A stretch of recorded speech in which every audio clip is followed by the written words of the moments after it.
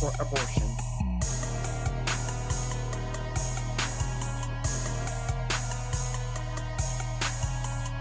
Damn, son, where'd you find this?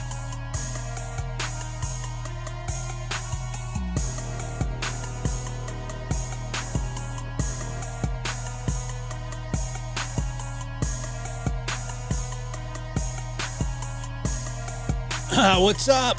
What's happening? Chunk, chunk. How's everybody doing? Welcome to the lab. Right.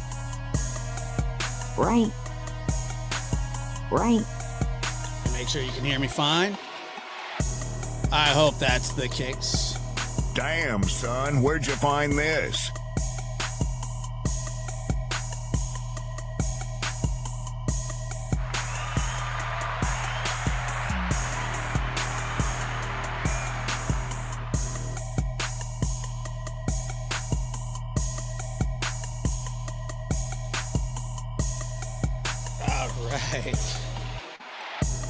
Loud and clear. What's happening, everybody?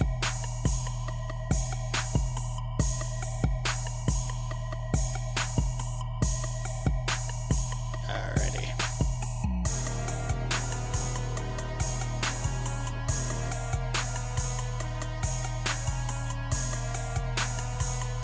We are going to take this down here. It's horrible.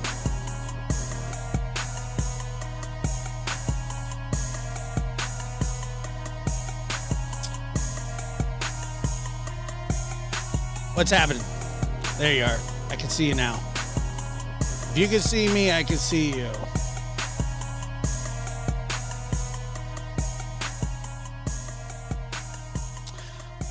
Welcome to the lab, everybody. I hope that everybody is having a fantastic Friday. Is it Friday? I think it's Friday.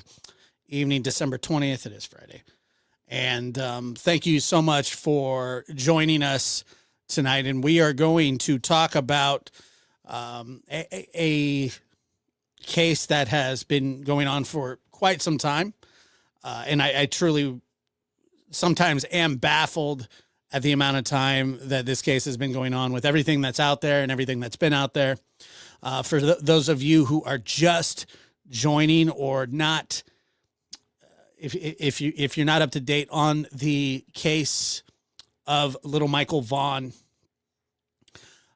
he went missing in 2021. He went missing. He was in his backyard, and it's believed that he went out through the fence like kids do. And a lot of time passed, and there were no leads or anything. And you know, the parents were under scrutiny and just hell. And then one day, out of nowhere, sort of, a boy named Stacy called in a tip while he was in jail.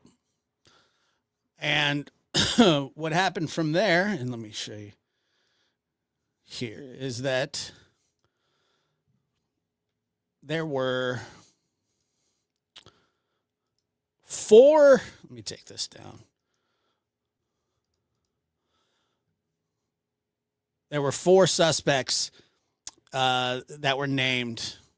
You have Adrien, Lucienne, Brandon, Shurtliff, I believe it's Stacy, and Stacy at the bottom, Sarah at the top.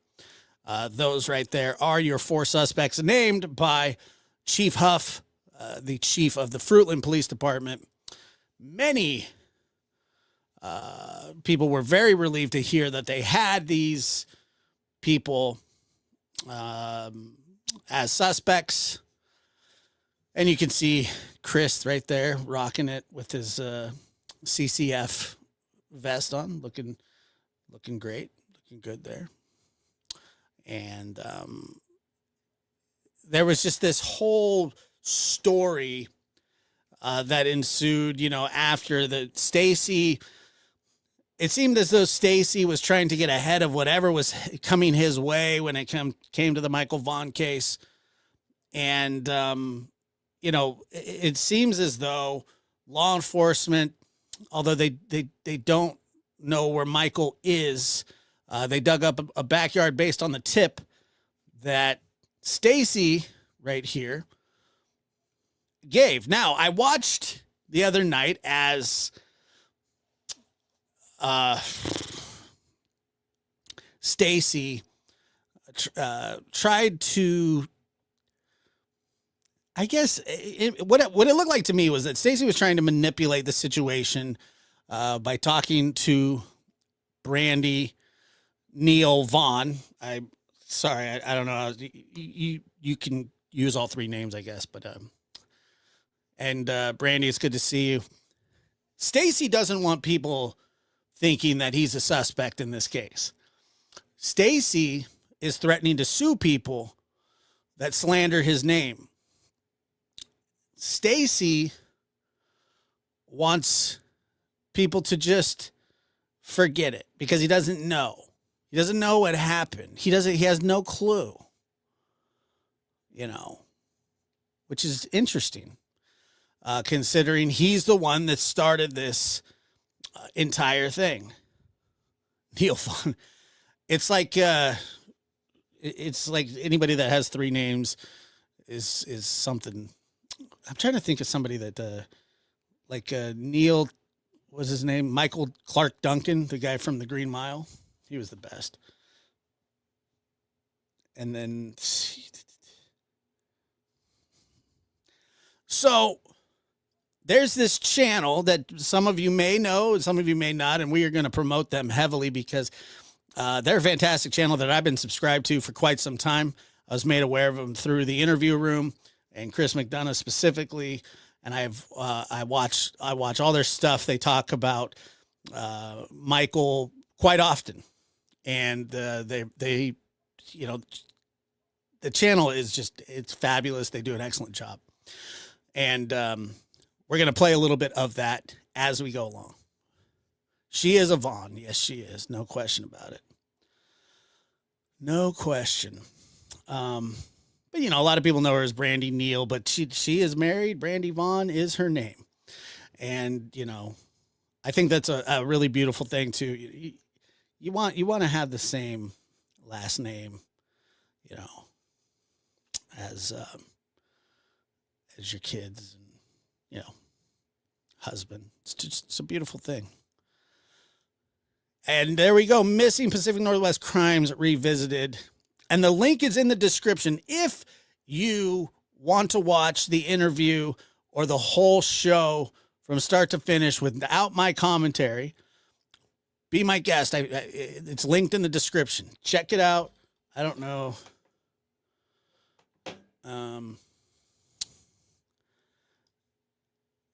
But they just, the show was fantastic because Michael, his mother is out there and she's his number one champion.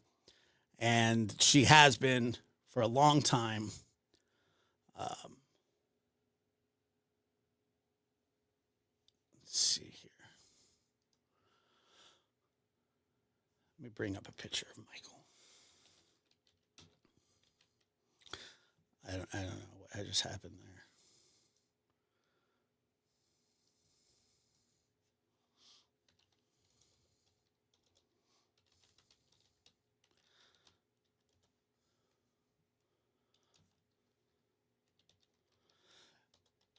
But for some reason, and I don't quite understand this, is that I think Stacy, and we'll hear a little bit, because I haven't listened to the entire thing, and I'm going to react to it, but I haven't listened to the entire thing. But I think the point is that for some reason, Stacy feels like we are slandering, and when I say we, I mean all of us that have talked about this case.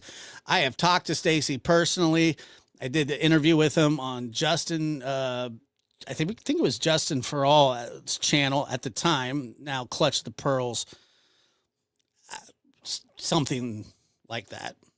And we had a conversation. It didn't go very well.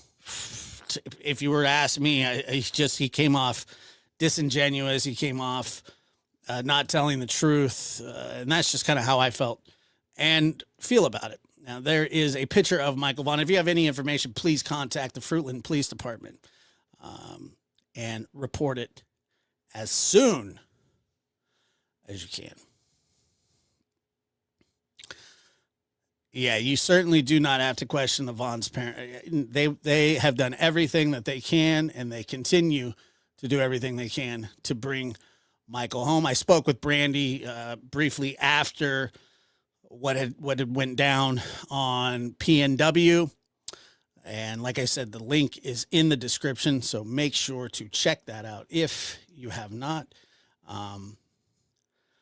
But we're gonna play a little bit of it, and I gotta warn you. So the language isn't great. Stacy knows like 4 words, and like the F word is one of them. You gotta forgive him because he did have a bull riding accident many years ago, where apparently he got his nuts smashed into smithereens from a ravaged psycho bull that he was riding one day. And so I don't know if that has anything to do with it or not. It's possible. You never know. But it's true. Yeah, you know, but the thing is, if I would have edited all of that, it would have taken forever. I thought about it. It was just, we're going to just play it. You know, we're just going to play it the way that it came out. So and I will tell you this, if you are offended by the F word, Stacy's not going to help you out much. And yeah. Well, that's kind of the point here too, is that, you know, we'll talk about this too. I don't think he understands how the lawsuit works. He tried that lawsuit BS before Montana, I think, not sure. Look, he's welcome to sue, and me, I don't care. Wouldn't be the first time. I don't even think it's probably be the first time this week that somebody would have threatened to sue me. It's not the first time, certainly, that somebody has threatened to sue me or stab me or, you know, whatever. It doesn't matter. He can do whatever he wants, but we're going to listen to it, and I am going to give commentary to it. I want people to understand that this guy absolutely initiated this contact with the police, telling police that they would find Michael in the backyard of his home while he was in jail. Then dogs go out, hit in the backyard, multiple dogs. He wanted a deal, and it's believed that Michael had been moved because of that, or before that happened. So he was giving them information that he believes to be, or believed at the time to be true. He now denies it. Like I said, again, in a deposition, his deposition would get absolutely shredded from top to bottom. You know, depositions, all that matters are truth and untruth. If the truth is not on your side, you're going to have a tough time. So, without further ado, we got some of this to do. Without further ado, we have some of this to do. We have some of this to review. That sounds better. I'm sorry. Okay, and we're going to start right about here. And Samantha, once again, from Pacific Northwest, thank you so much for allowing us to review this, get this word out. Stacy Wondra, for some reason that I can't wrap my head around, as a free man, Fruitland Police Department and the Cold Case Foundation both sent all of this to the district attorney, who is still sitting on something. He's sitting on this. I mean, they submitted everything that they had, and they felt confident in what they had, and the district attorney still sitting on it. We'll talk more about that later. It's unfortunate. District attorneys need to do what they're paid to do, and they need to take things to trial. Take it to trial. That's what you're there for. That's what you get paid to do. If you're so worried about losing, then you're in the wrong business. You got to try. You have to try.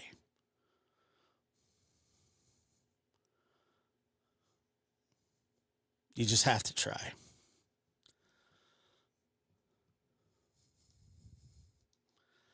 All right, so there's creep face right there, and not Samantha. She's very pretty. Stacy is not. Okay, here we go. Hold on. Oh, and Linda gifting a lab membership. Thank you. That's very kind of you. Good to see you, Josh. Remember, Jayla, 28 months. How do you put up with me? 1 month, Jilly? You've been around a month? Appreciate you. Thank you. I know. His face is disgusting. By the way, Stacy, you are absolutely one of the prime suspects in this case. Nothing's going to change that. And if you're going to want to sue people, you're going to have to start suing every news agency that's ever covered this. And if you're here, you're welcome to come up and talk, air your grievances, whatever. But, you know, I whatever, dude. Let me, guy sucks. Yeah, I'm not a huge, like, guy. Like the terminology isn't something that I enjoy using. However, this is what gaslighting is. This is manipulation. This is what abusers do. This is what psychotic people do, narcissists, just bad people in general. This is what they do. And the fact that he has the balls, the ones that got crushed by the bull, because he couldn't have a baby. That's why he was letting Brandon have sex with Stacy to impregnate her, because Stacy's nuts they got smashed by a bull. He was a bull rider. Swear to God, he said that. Stacy said he was a bull rider. Stacy was a bull rider. I used to be an astronaut. I have a better chance of being an astronaut than Stacy does being a bull rider. Okay? I'm not, it's like, all right. Sorry. Tiger got out of the cage. Why is it? Right, here we go. Have I had any idea? Here we go. Here we go. Okay, everybody. Once Stacy. again, the link is in the description if you want to watch it uninterrupted. Stacy's nuts got smashed by a bull in a bull riding accident. He is here. The link is there if you want to grab it too. Brandy.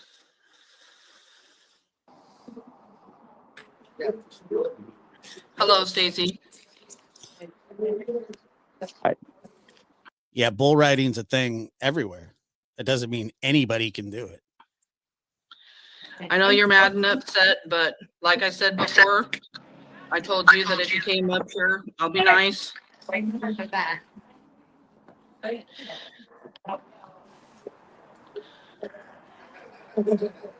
hear me?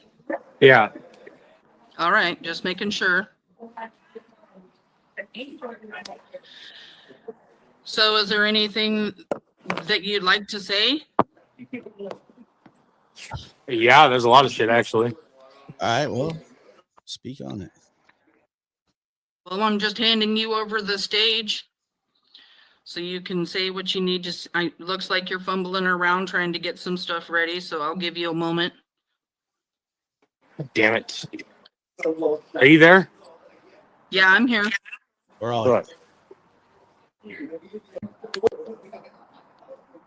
That Michael went missing.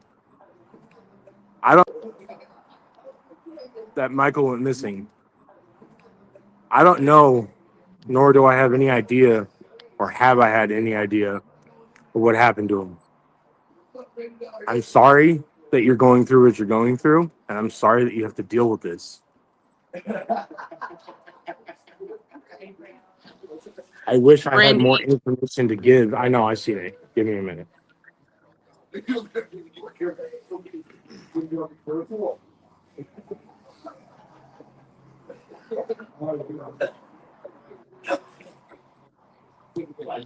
Well, I appreciate you coming up. I know you probably don't like me much right now because of what I'm saying, but I do appreciate No, you like, coming listen, up. like, I get you're trying, you know what I mean? Like, everybody wants Michael to be found, and I get that, and I respect that, and I want Yeah, I don't think you do, Stacy. I don't think you want him found, and I don't think you respect it. him to be found too. I don't know. There's some background noise.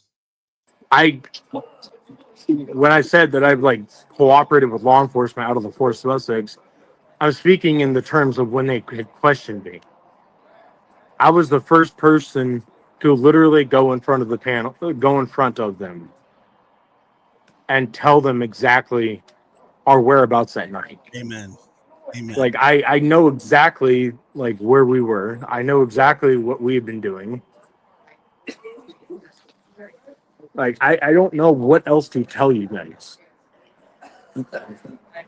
Like the same exact statement that I've given the police is the same exact thing I pretty much said throughout the whole entire YouTube podcast that I've done. Like I don't know what else to give you guys when I don't have anything to give.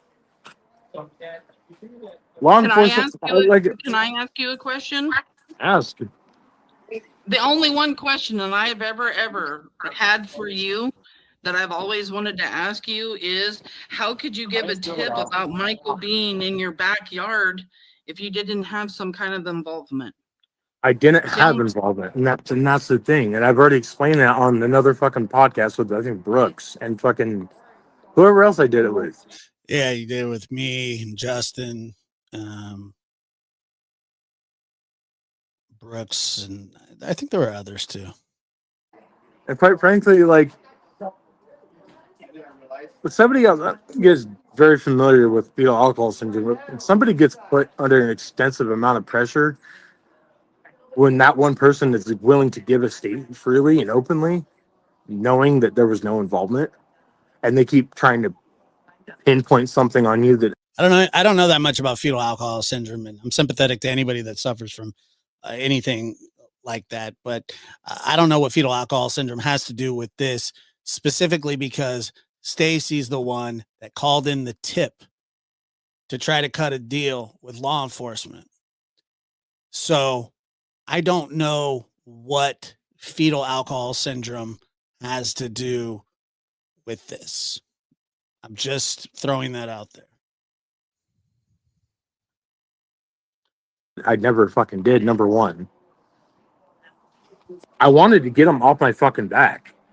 I was at the point of a fight or flight mode because I didn't know what else to fucking give them. The first thing he wanted to do was get them on his back, sort of like the bull that crushed his nuts. Excuse my language.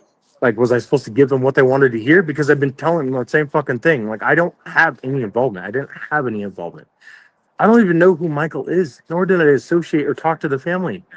Like, we literally talked to very few people in our neighborhood, like our subdivision. We didn't talk to many people other than running our fucking taxi company. We talked to literally Carson, our neighbor. We talked to John across the street and Hazel, the HOA rep, and Sarah's parents who live behind us. Like, I don't have anything else to give.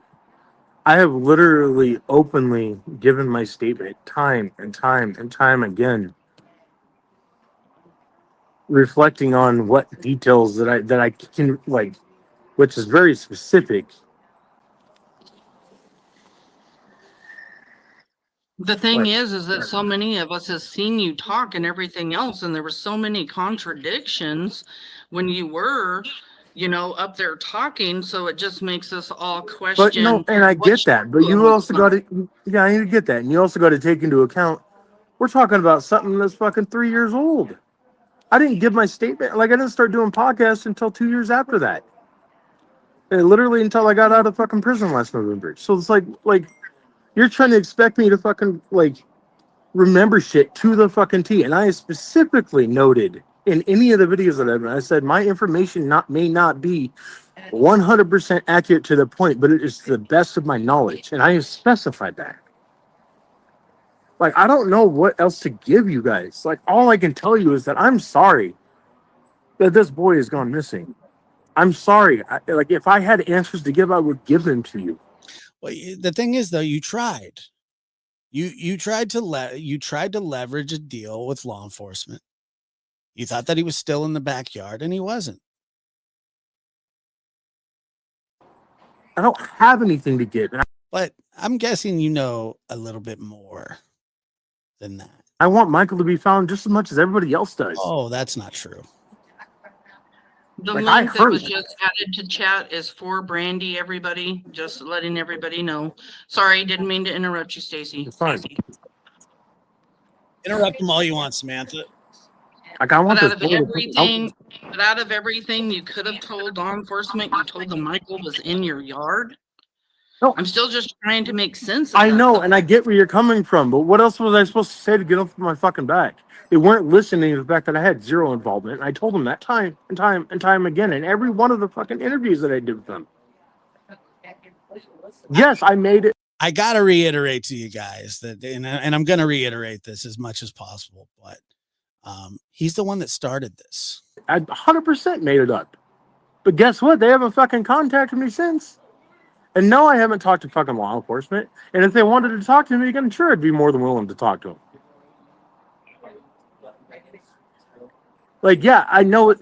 I get where your guys' standpoint is, and that's fine. Like, you guys have your matter of opinions, but maybe study up on fetal alcohol syndrome and what happens when somebody with fetal alcohol syndrome gets put under extreme amount of pressure. Like, it's not like it's easy. Stacy, I don't understand. And if you're watching, you started the whole thing. I really don't get this lie that you, and it's a provable lie. Once again, if you really think that somebody's going to care about you suing them, fine, but you would have to have told the truth to make any money out of it. And it's provable that you called law enforcement first. You're the one that started it. For you guys to say years ago, you guys will suffer with it. Like, Well, I want. it's not easy. I mean, we all work really hard to try to find the answers. And I mean, and I can kind of get what you're saying after it being a long time and stuff. And it's hard to like remember exactly what happened. We just are searching for the truth. No, exactly. But you guys are looking at the whole wrong direction. Like, I'm not. Like, I just want to clarify something. I spoke with a lawyer when I was in CTEC. Not, Here we go. it wasn't even calling in regards to a lawsuit. It was actually calling on some stuff that the Supreme Court was doing a ruling on for the 922G. Yeah. That I wanted to get answers. And the lawyer I happened to talk to, his name was Matt, and he actually said that he was retained to represent Brandon if he were to ever get charged. And he asked me who I was, I said, my name's Stacy Wondra. And he goes, why does that sound familiar? And then he looked up and he goes, oh, yeah. He goes, Brandon, I'm actually retained to represent Brandon if you were ever to get charged. I said, okay. I was like, well, this wasn't even, I said, well, speaking of that, I said, can I ask you some questions? He goes, well, I can't give you verbatim information. He goes, because, Yeah, and Callie Dime has a great point. How anybody could support a suspect on missing child case just blows my mind. If you Google the name Stacy Wondra, his face will show up on many articles, just like what I showed you at the beginning. All four of them. His face will show up along with the other four, or the other three, excuse me, as official suspects. This isn't attacking a family member. This isn't saying, I think that the parents may be guilty. This isn't, I think the cousin or the brother did it, or the law enforcement has drawn a conclusion that these are our suspects in this crime. And they're and they put their face out everywhere. Because he wanted a deal. He wanted to squeal on Sarah because Sarah was going to squeal on him about other stuff. You know, they had other charges, and it makes no sense whatsoever, but we'll digress and move on and move back to this. Client confidentiality. I said, that's fine. I said, I'm not asking specifics. I said, but how did we even become to be suspects? And he goes, first of all, you guys were not, like, per Fruitland PD, you guys were never supposed to be alleged suspects. You guys were only supposed to be alleged people of interest. And a person of interest, as I'm sure you guys are all aware, is somebody who they believe that might have relative information or knowledge to help them find this person. We were never supposed to be labeled people or alleged suspects. We were only supposed to be alleged person of interest. The media is the one that had gotten it twisted. You can be well, I mean, we can play the we can play the press conference, but call it what you want. Here we are. And then when I asked him, I said, okay, well, what do they have? Like, what do they have against us? And he literally told me, he goes, well, Brandon wanted to give a statement to the police. And when Brandon, I told Brandon that I'm willing to let him give a statement, but he's only allowed to give it on a conditional statement. And I said, what's that? And he said that the police department. Let me just say this really quick. I've got a hot date with my son in Hubs tonight for my son's birthday. Can't wait to watch the replay, Josh. Have a great night, everyone. Thank you so much for this.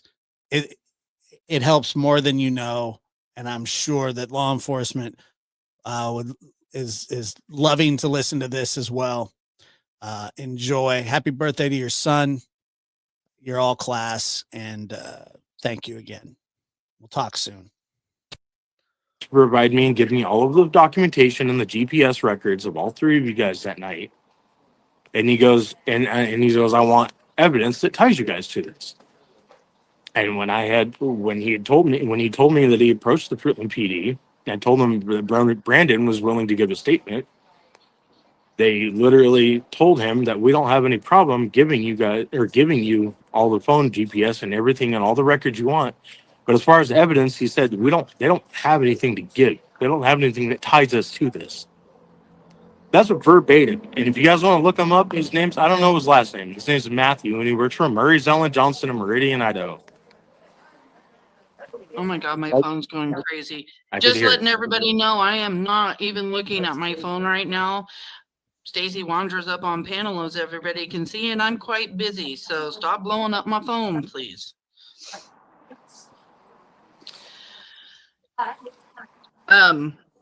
Is there a reason why you've decided to talk more about protecting Sarah and Brandon lately? I haven't talked about protecting Brandon and Sarah at all. I speak for myself, but I also know that Brandon and Sarah were with me. We all were gone that entire night, towing Brandon's vehicle back from CUNA. Right. I've heard that during your interviews and stuff before. Nothing's changed. I'm not protecting Sarah. I'm not protecting Brandon. I can only protect myself because I can only speak for myself. But I just heard a recording that Brooks had recorded here recently when you were quite upset with her over the cease and desist, and you actually that was her warning. That was her warning. And that's already been reported to my lawyer. I'm not even tripping. It's fine. Oh, no, I was just saying it was during that recording that I heard you say that, you can protect Sarah and Brandon. So I'm just wondering. No, I wasn't saying like protecting Sarah and Brandon. I was speaking in general conversation. Like I don't speak as in like protecting them. Okay, so the question here is, so he called in a tip because police were up his ass about something else. He was already in custody for something else. I don't think he actually dialed the phone, but I think he said, hey, I got something to tell you about the Michael Vaughan case. From the way that I understand it, he 100% initiated it by saying that he's in the backyard. He talked to investigators while on the phone, pointing out the areas that he thought. Then he says, well, I only said he was over there. I didn't say he was there. And I didn't say, and so I don't know if he dialed from the kiosk phone to the office, or if he just went, hey guys, I got something to tell you. As much as I do knowing where their whereabouts were that night, because they were with me. We were all together that Oh, I night. get that. Okay. And you're talking first of all, about like, when I you want to went point to out, but like another thing that I want to point out is, don't you guys find it a little odd how they have all this, CCTV video footage of us being parked on the side of Southwest 8th Street when I put power steering fluid in the truck?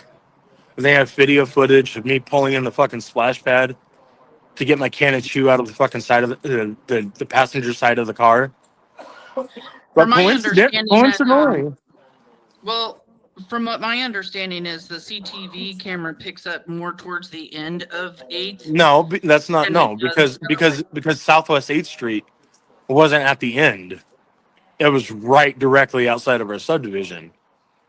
Might I mention that there's a neighborhood watch which have cameras all throughout the fucking neighborhood, so they can pinpoint us leaving our neighborhood. They can pinpoint us being parked on Southwest 8th Street, and they can pinpoint me being at the splash pad at 1:30 in the afternoon.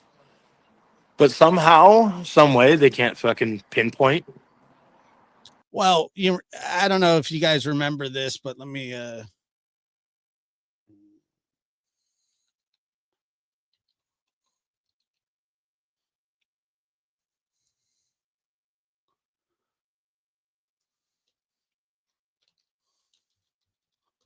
show you this here.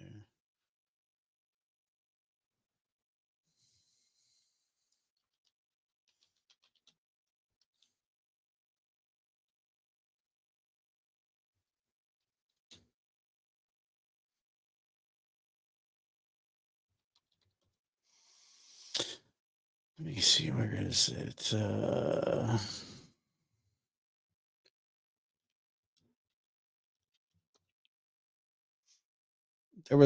I gotta find that photo. There's a photo that they put out a while ago, and it was Brandon walking down the street. Where Michael is, they can't pinpoint anywhere on video footage. I mean, don't you guys think it's a little fucking weird? Did law enforcement tell you? Absolutely, they fucking did.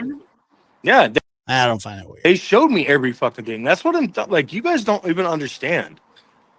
Like, you guys, like, I get you guys like to play detective, and that's cool. Play detective. But you're not the one that had the encounters with the fucking Fruitland Police Department, nor the detectives, nor fucking highway or fucking Idaho State Police, or the fucking FBI.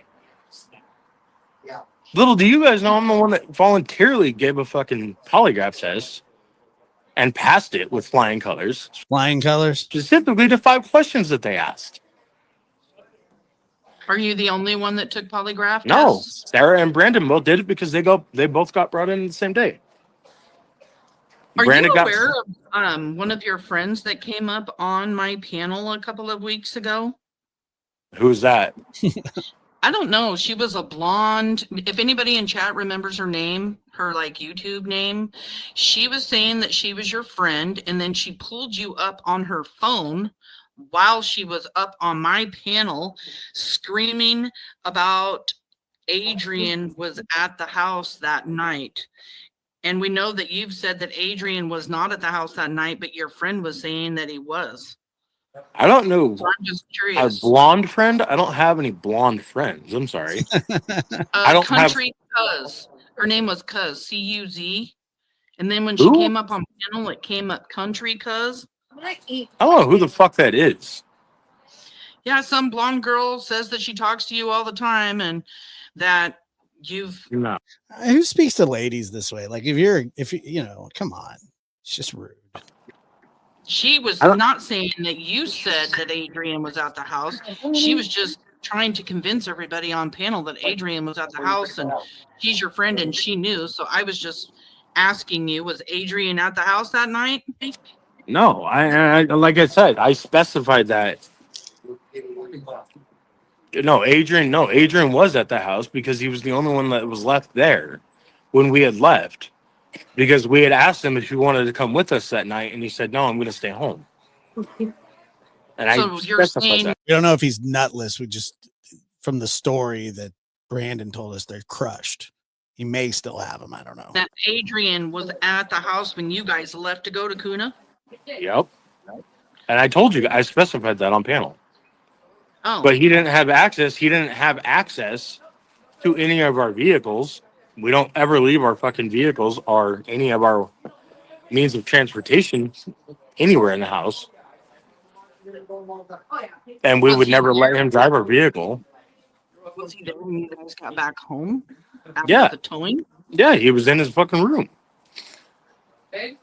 I'd personally never heard that before. So No, he was in the room. Like, he was in his little fucking bedroom that he fucking destroyed when he left with his fucking little pubic hair of his fucking head. Like, What? Is he talking? Who's he? Is he talking about Adrien? do you know who the Pope twins are? who? The Pope twins? No. I have Pube head? That's racist. no idea who the fuck. I'm telling you guys, and I said this at the beginning. He swears throughout the entire thing, constantly. He uses completely foul language the whole time. So, like I said, if kids are listening, please don't let them. Fuck that is. I have a recording. I don't know if you've ever seen it. I have a recording. It's of one of the Pope twins. Pretty much sending a message to Adrien when Adrien threw them under the bus for Michael's abduction. You don't know anything about that? I don't even know who the Pope twins are. I've never heard of them a day in my life. Like I Yeah, said, it's Sarah Gabriel and I Christian Pope. ran a taxi company. We were not there to make friends. Yes, we helped people out occasionally with a place to help them get on their feet. Yes, we allowed people, which is why we're in this fucking predicament. Oh. And not just Link, this please, predicament. Brandy's asking for it, everyone. Sorry to interrupt you, Stacy, but Brandy's ready to take the link. Okay. Go ahead. Can somebody throw that up, please? Stacy, please be nice to Brandy. I'm not Okay. I'm not a heartless person. Right, sure. Like, I've been wanting to talk to Brandy for a minute now. Like, I know. I just know you get upset sometimes. I don't know if we're going to have a very upset, screaming, yelling mama here or not, but please, no matter what she says or does, let's just keep her cool and, try to talk to her the best you can, please, without calling names or that's yelling fine. or anything. I'm not Thank even you. tripping. Okay. Does somebody have that link, please, for Brandy? I did not copy it down. And I've turned my phone. Let me see if I can find it. Hold on one second. Let me grab Everybody it. knows you guys can use fucking Bluetooth headphones on this shit. Can you hear me? Who's he living with? Yep, I'm here. I pinned. I can still hear you. You're good. I'm not trying to let people hear it. Around now? No, I'm at the shelter outside. Oh, another shelter. Sweet. Brandy, the link's at the top in the pin section at the top of chat.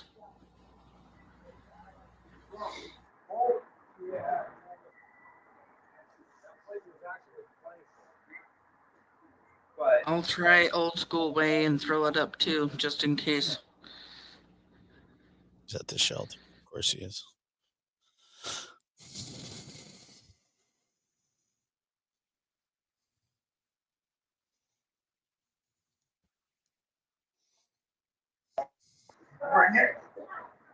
Sorry, throwing up the link again.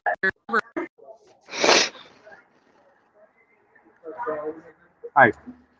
Hi. Hi, Sam. Hey, Brandy, how are you feeling? You guys gotta, this is, gets, I'm sure, since I haven't heard all of it, but the little bit that I have heard, it becomes, it's infuriating. This is not well. I'm sorry, honey. Hello, Mr. Wondra. You can just move on my name. It's okay. We're all. It's my preference. I got you. That's fine.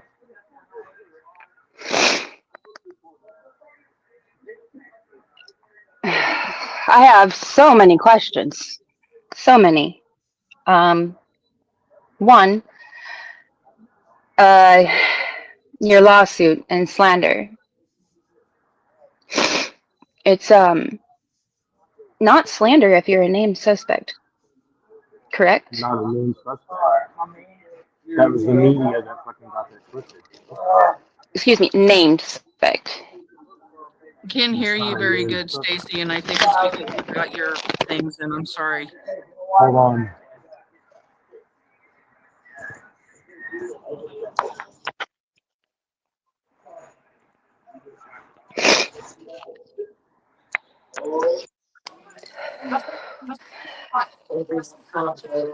You are a named suspect. One of 4. That was your house. You're the one that said that you would find Michael in the backyard. You're a suspect.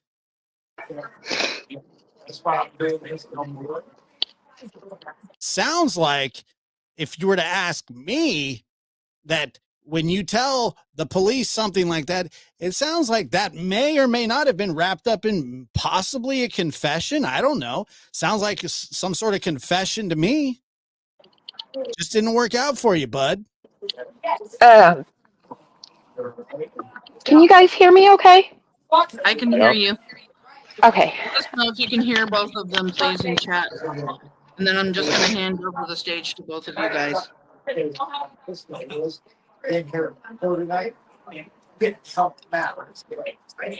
So, Stacy, why did you contact law enforcement and say that you gave that tip about Michael being buried in your backyard? I never contacted them. It was when they had approached me at about the 5th interview that I had with them. After telling them the same exact statement that I've given them the last 4 times. I've been trying to put like a timeline of everything together. Like from your recollection of that day with what I've seen you do with the internet with YouTube creators and stuff. I've tried to watch all of them, and you talk about your timelines and everything, and then you've discussed about your timeline with law enforcement. I'm just curious because you're stating all these different times in all these different people, these different people's interviews. I'm sorry, you have to forgive me right now. I'm very, very sick. My mental fog is absolutely hell. And honestly speaking with you is Not easy. Shut up. Don't finish her sentences for her, you scumbag. No, sir, it is not easy. I don't believe you. I mean, I don't blame you. We don't believe you. And we blame you. Like, Brandy, I've been trying to talk to you for like a minute. And I know it's taken a lot.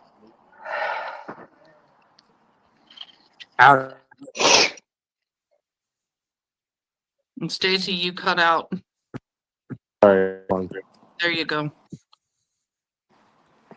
Like, I know it's not easy talking to me, Brandy, and and it's not, you know, it's never gonna be easy talking to me because and all you've heard is my videos that I've done with either law enforcement or done on YouTube, but I've never directly spoken with you. Like, I need you to know, Brandy, I didn't have anything to do with your little boy, nor did Sarah, and nor did Brandon. We would never allow ourselves to be involved or play a part in something as serious as like this, let alone. And he just earlier, he just said he can only speak for himself, but now he's speaking for Brandon.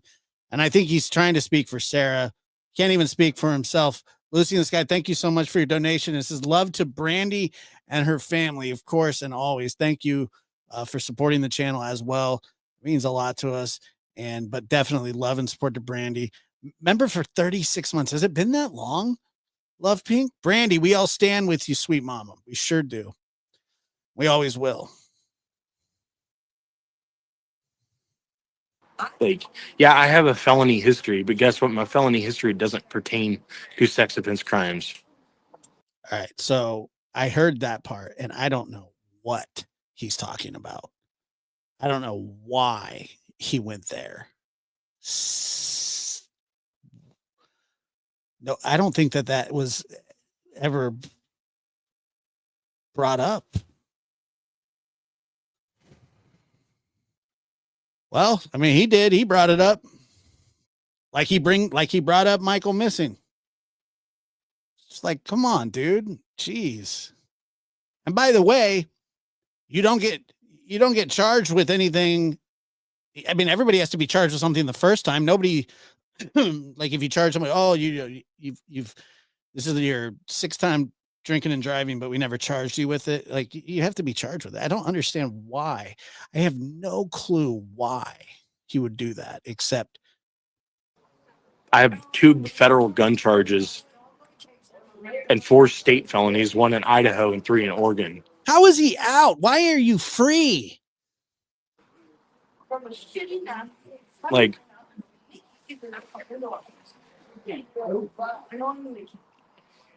I want your boy to be found just as much as everybody else does. It's not fair. And I wish that, that he could be brought back to be reunited with you because that's what you deserve. I wish that I could magically make him come back for you.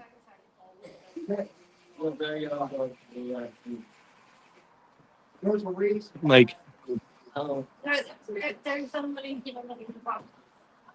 I hurt every day because I feel for you guys. And if I could make some fucking magic happen, I would. If I could fucking automatically just play the the psychic detective, I would. I don't have anything to give you, Brandy. And I'm sorry you're suffering, and I'm sorry you're sick. I wish you didn't have to be sick because it's not fucking fair.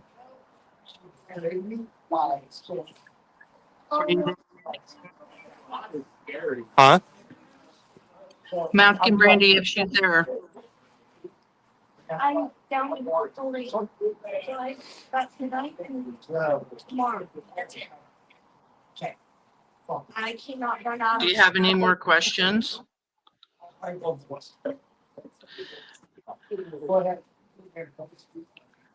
Brandy, you can ask me any questions you want. Thanks for the permission, dickhead. I can only give you the truth, and everything that I've said before. There's no difference to it. I wish I had answers to give you directly, other than what you have already said. Oh, I got kicked.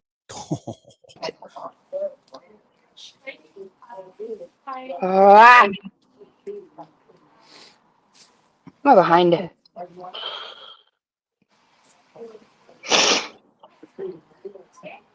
Can you hear me now? Yeah. I can hear you. What is that? Why do I have another Brandy Neal trying to pop up? Did you try popping up twice? Can you hear me now? Yes, I Yeah. can hear you. Drop that other one. Drop the other one? Okay. Hold on a second.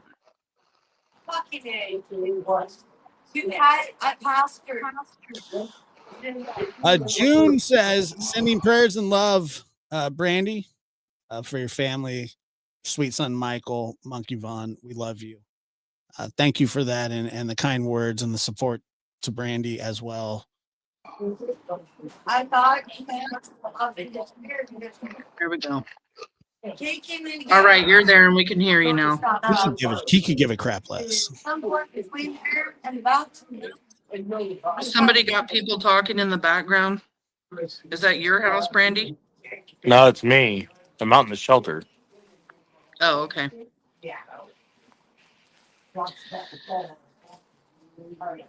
I know you're having a hard time talking, Brandy, and I'm sorry. Yeah, Brandy, you don't have anything to be sorry for, and it did come off rude. I mean, look who you're dealing with. You know, look who you're dealing with. Andy, it's okay. You can ask me your questions when you're ready. I will answer everything as honestly with an honest answer. But ask him when you're ready.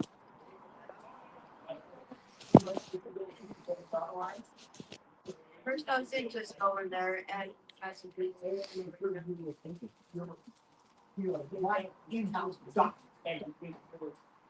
Oh, he's probably. So, yeah, somebody probably requested it. I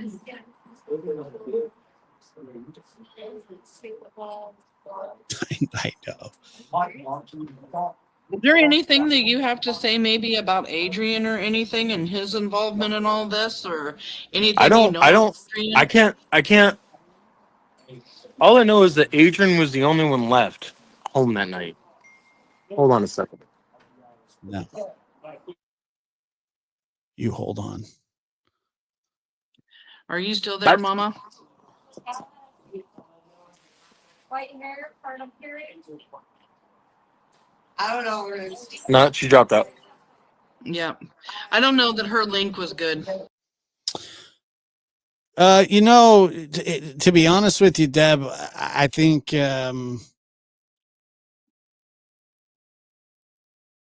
Chris won't talk about this until probably after a trial, I would imagine, something like that.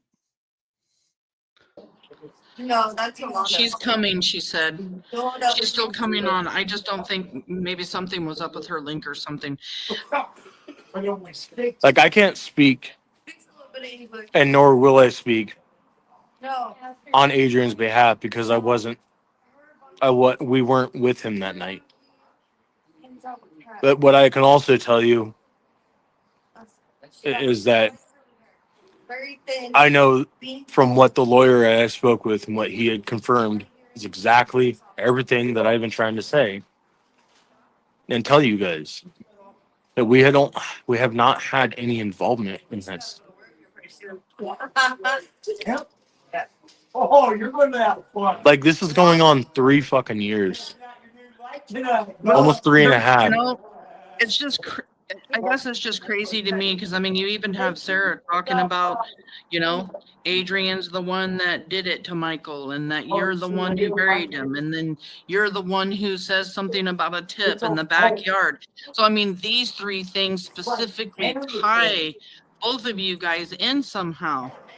I mean, why would you ever admit to any of that if you didn't have some kind of... But I never admitted to any of it. That's what you guys don't understand.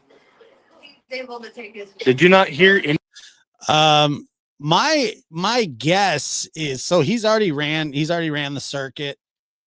My guess is that whatever he's trying to do next or whatever kind of crap he doesn't want to be a suspect in a missing kids case now that he's out, and he doesn't want that following him everywhere. He is a suspect until law enforcement says otherwise, and I'm sure there's much more to it. Any of, like, Sarah's shit when she got arraigned in court, where they initially charged her, and how she claimed to be me in court. Like, I'm not making justifications, nor am I protecting her. But she obviously had a lot of mental shit going on internally. What I can tell you and what I can give you is what I've given you. I only speak for myself at this point. But I can. And by the way, this is just 2 days old. This just happened just the other day. This isn't something old. This is something new. Where and Brandy speaks to Stacy, confronts him for the first time ever. I can also tell you that Brandon and Sarah were with me that whole night. Okay, here's Brandy. She's back again.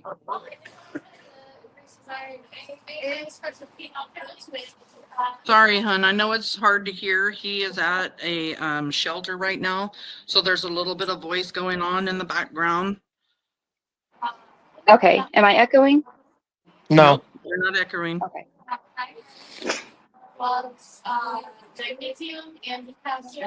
Take a few deep breaths, Brandy. We know that it's hard. We know. You can ask me any questions you want, Brandy. You can ask me anything you want, and I'm only going to give you the truth. I mean, honest. You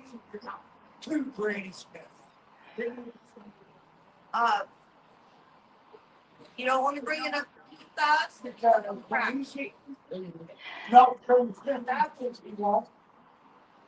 Why are you lying? Who are you lying to?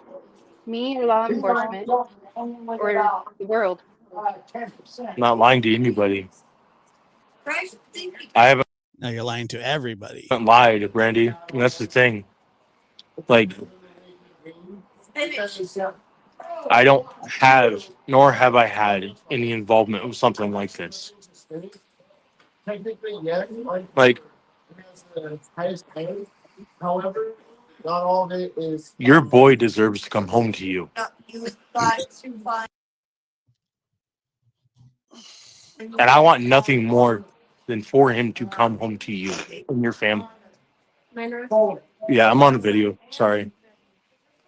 Like, I can only give you what I've given law enforcement, what I have given the world of YouTube. I wish that I could give you something more. I wish that I could be a psychic fucking detective or an investigator that could just tell you who's responsible for this. What I can tell you is it wasn't me, and it wasn't Sarah, and it wasn't Brandon. It had all separate doctors surgery. Yeah. To bring it up to you. A big portion of it. You're stating right now that it was not you, nor Brandon, nor Sarah, nor Adrien? I can't speak on Adrian's behalf. Adrien was the only one that was home at night. That's got the most iron that it's. But I also know that Adrien did not have access to any of our vehicles. We don't never left our vehicles or the keys available to him. Say it again. They steam it, which steams off the iron. Which steams off on the. He didn't hear that last question, Brandy. Could you repeat yourself? I'm sorry. Is this better? It's fine. It's just loud because there are a lot of people talking at the shelter where Brandy is at. You say you can't speak for Adrien. I don't know what I will be. Okay. Does Sarah take insulin? Yes, she's insulin dependent. Can I get some? There's nothing but fucking cooked seed. How come Make sure you get Sarah said you buried Michael in the backyard? Put in a little bit of ranch. How come what? Sarah said you buried Michael in the backyard. Just like she said that her name was Stacy in court. Just like she said that the most highest God told me that Stacy did it. Just like the most highest God told me that he was buried in Carson's backyard. Does any of her fucking statements make sense? No, well, maybe not, but you also said that he was in the backyard. So that statement does sort of make sense. You turd. Because I'm pretty sure, Brandy, that I have told the same fucking, given the same statement, given everything. And it's never, and I literally, What do you do? Fall off a cliff? when I've done Oh, never mind. the podcasting, It's kind of, we don't have. that my You still- information may not be 100% to the T, as this is almost a 3.5-year-old case.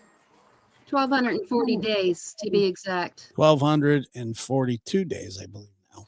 Okay. And I'm sorry that it's been that long. You should not have to go through what you're going through, Brandy. And I'm sorry that you are. Michael, I'm sorry that you're suffering. Hell no. What is this? A fat kid joke? Okay, get away. Thank you. I appreciate you. Oh, well, Thank no, you, go buddy. with deflection. Were Sarah and Adrien making fake girl accounts to get, how do I say this? YouTube politically correct? Ladies of the night. How does that work? Yeah, is that okay, Sam? Yeah. You say anything you want to, Mama. Did you know about that, Stacy? Did you know Sarah and Adrien were making false accounts to get working women? To No, meet guys no, I did not.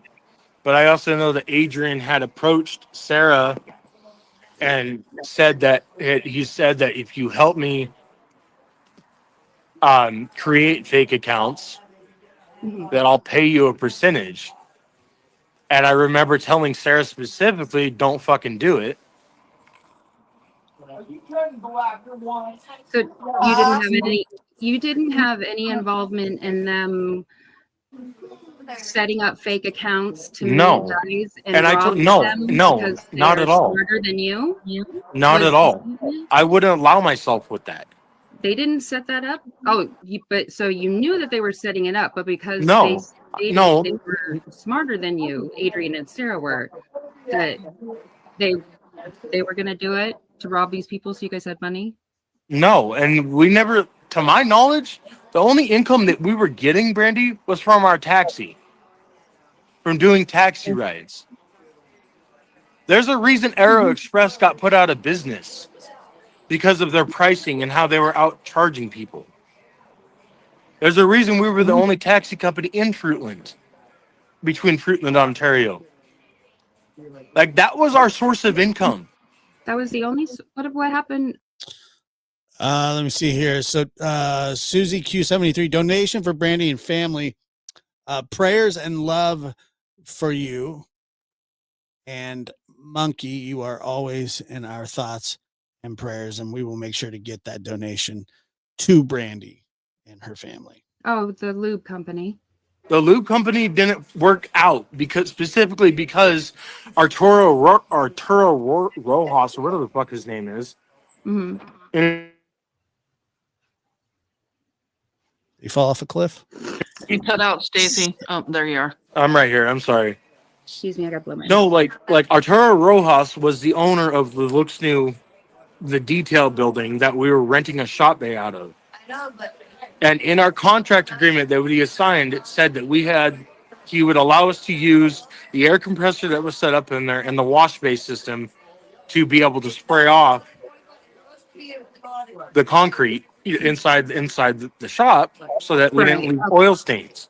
Yeah, we know. And we had and when his daughter had come in there doing an inspection and coming to talk to us, I had the air compressor going and she threw a fit about it. And then it caused a huge conflict with her and her dad. And we just decided that, look, like, we're not going to do this. Like, we had an agreement. It was in the contract that you would allow us to use the air compressor and the stuff in the shop until we were able to get our own air compressor and get it on our feet. And so that's the reason we had moved out of that shop. We have also had a company called Wondra Mechanic and Repair. Mm-hmm. And that, Wait. like, that was only a temporary thing because I just, you know, Right. like, I Okay. didn't So want you to. had all of these. Sorry, I don't mean to interrupt you, but you had all of these businesses that you tried to get to work, right? I want to know more about this plan to setting up fake accounts and pretending to be women. I can't. So, and I can't. Here's the thing. So, I can't give you more than what I can tell you right now. You Is can't that tell me about how Adrien. no? Like, what I'm telling you is I don't know anything other than Adrien, when he first came in to stay with us, had approached Sarah and said, "Hey, I'm trying to find a way to make some money.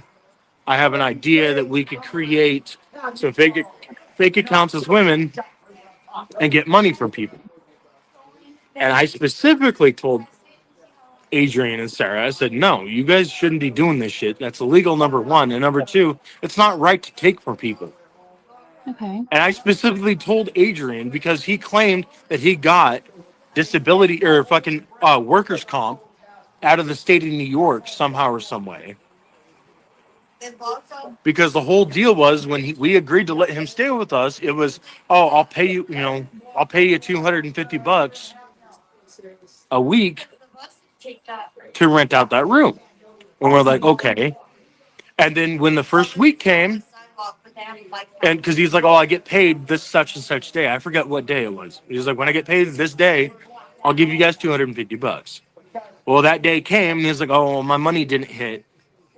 And then we're like, "Okay, well, like, we're just going to add it on to, what you owe us for this week." Well, then the next week, I'm sorry. I apologize for being, Thank you, swearing. Stacy. I don't mind the swearing. Absolutely not. We know I have a stickler, but if it's bothering other people, definitely. I know, and I apologize, guys. I'm sorry for the words. Brandy, Thank you for. I can't Sorry, give Stacey, you. go ahead. I really want to. I hear more about Adrien and his time with you guys, because I want to understand more of this. Was that okay? I'm sorry. Please continue. Finish what you were stating about how Adrien didn't pay you the $275, and then the next week you were at the next week. I'm sorry. So after the second week came, he was like, "Oh, well, I can only give you $150." Well, it became a repetitive pattern. And see, when Adrien, so Adrien was a quote unquote taxi ride that Sarah had taken the call, and when Adrien had called her, and this is what Sarah told me, that Adrien had called her and said that he was going through a hard time. He was staying in Caldwell behind some fucking some dumpster, or whatever he claimed. Can't help himself. And Sarah had asked me, so she goes, "So I wanted to talk to you." She goes, "I have this taxi customer that had called that, is going through a hard time. He's down and out, And she goes, I wanted to talk to you about possibly helping out with a place to stay." And I told Sarah specifically, I said, "You know how I feel about this." I said, "Yes, I don't have a problem helping somebody out." I said, "But we have been burned on multiple accounts from helping people out." And I told Sarah that it was not a good idea. I did not feel good about it in my gut. But I told her, I was like, "Look," I said, "you're going to do what you want to do. I'm not trying to argue. Okay. So if you bring him here, then bring him here." Okay. Well, Well, the first date, let me cut you off right there, because I don't want my brain to get muffled right now. No, that's fine. That's fine. So let's go to that day that Adrien brought up this. The fake profile. Yeah. Did Adrien come the same day that Michael was taken? No, Adrien had come, like, I think he was at our house for at least 2 months. 2 months before then? When was the time that he brought up the day he came to stay with us? It was that night. that because night? we were trying to confirm with him. We were basically trying to vet him because he was claiming how he got employment benefits from New York, but then his story didn't match up to me. Trying to vet. I just didn't get it. I was like, how do you get employment benefits from another state when you don't even live in that state? It just didn't make sense to me. And then when he approached the question about, saying, hey, there's a way we can make money. He had asked Sarah. He didn't ask me. He had asked Sarah, and I was in the room. And he had asked and said, hey, would you be willing to help me if, create some fake profiles and we can make money off of people? And I specifically told Sarah, and I looked at her and I said, no. And I looked at Adrien too, and I said, no. I said, I'm not okay with this. I said, that's not okay to take from people. Or is it okay to create a fake account just so you can bank off of somebody and create, a false prostitution app or account? Yeah, it's kind of like when Brandon said that he would have talks with Stacy about how he needed to lose weight. You're gonna die if you don't stop eating snacks and watching TV. You already got your nuts crushed by a bull. I said, I'm not okay with that. And I told them that, and I told them my boundary. Wow. And from that point on, I don't know what happened. So let me I'll take conversations that never happened for 1,000, Alex. clear. So the night that you met Adrien, and he came to live with you guys, he proposed this to you all. Correct. Okay. And then, so he continued to stay with you, and this was 2 months prior to Michael being Your boy's abducted. disappearance. His name's Michael. Shitbag. His abduction, correct.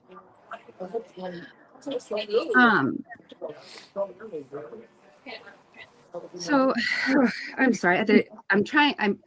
If I got the chance to speak to you, I'm trying to go off. I have a list of things I want to ask, and I'm trying to.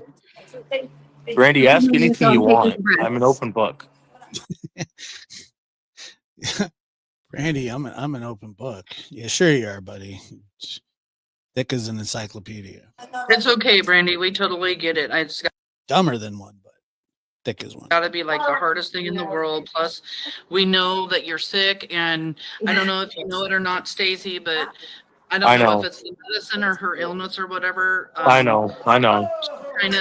I've been praying for her. I want you to know that. Let's She loses train of thought. And to be honest with you, I don't care that, he claims to have all these issues. I really don't. He obviously knows the difference between right and wrong because he lies about stuff.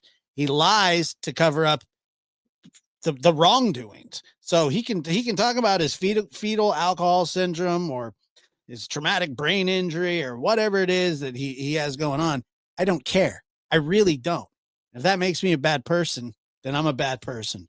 But I don't care about the things in his life that he claims make him the way that he is. So yeah, let's get back on track, because once it goes, and it's really hard and it's embarrassing for me because then it's okay. And I want you to know I've been praying for you. Oh my God. Thank you. I appreciate that.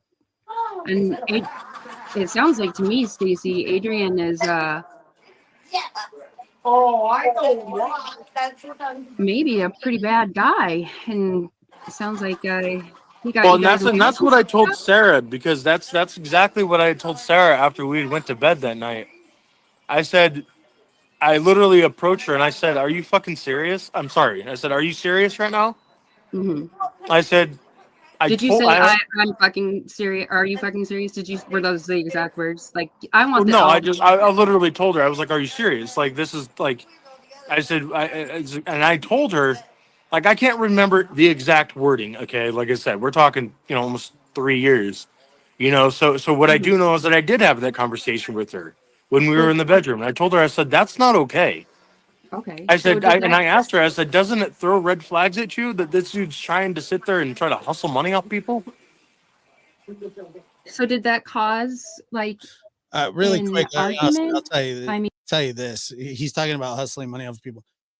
When I did the interview with Justin and Stacy, which went on for, I don't know, an hour, and it was awful, sucked. However, as soon as we were done, this guy hunts me down on Facebook Messenger, says all kinds of, calls me gay and everything else and all this stuff. And then he says, you don't care about me. You only care about, this or that. I didn't make any money on that show. I was an invited guest onto a show. And I did it because, well, at first I didn't want to do it, but I ended up doing it. And then he asked me for money. He asked me so he could get some clothes, some deodorant, and some milk. And I said, no. I mean, Not with me, per did it se. get heated between you and Adrien at all? It caused tension. I mean, I had set my guard up against Adrien to start especially after approaching that question. I would assume so. Yeah. I mean, Because that's not okay with me. Like, we're sitting here trying to run a successful taxi business, and we got this guy that we have a heart. I didn't want to have the heart, but I had a heart because Sarah wanted to have the heart. And that's the only reason. I was like, you know what? You're going to do what you do. If you bring him here, I can't, I didn't want to argue with her. Like, Sarah and I had enough problems. And so I didn't want to cause any more tension between us by raising an argument or a stiff. And I didn't like fighting with her. It got nowhere. So, yes, of course, since you guys, the four of you, Adrien, Brandon, and Sarah, have been named suspects in the abduction of my son, Michael Joseph Vaughan. Yep. I have looked into a lot of things. I court documents. What was the domestic violence involved in that Adrien was involved in July of 2021? I believe it was July 24th, 2021. So he would have been living with you at that time. I have no knowledge of any domestic violence.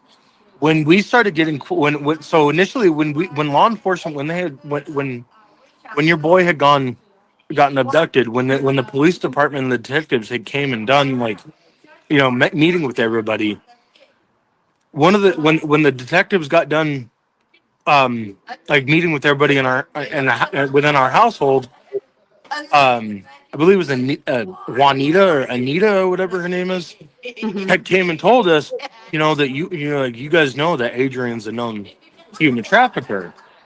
And I was like, what?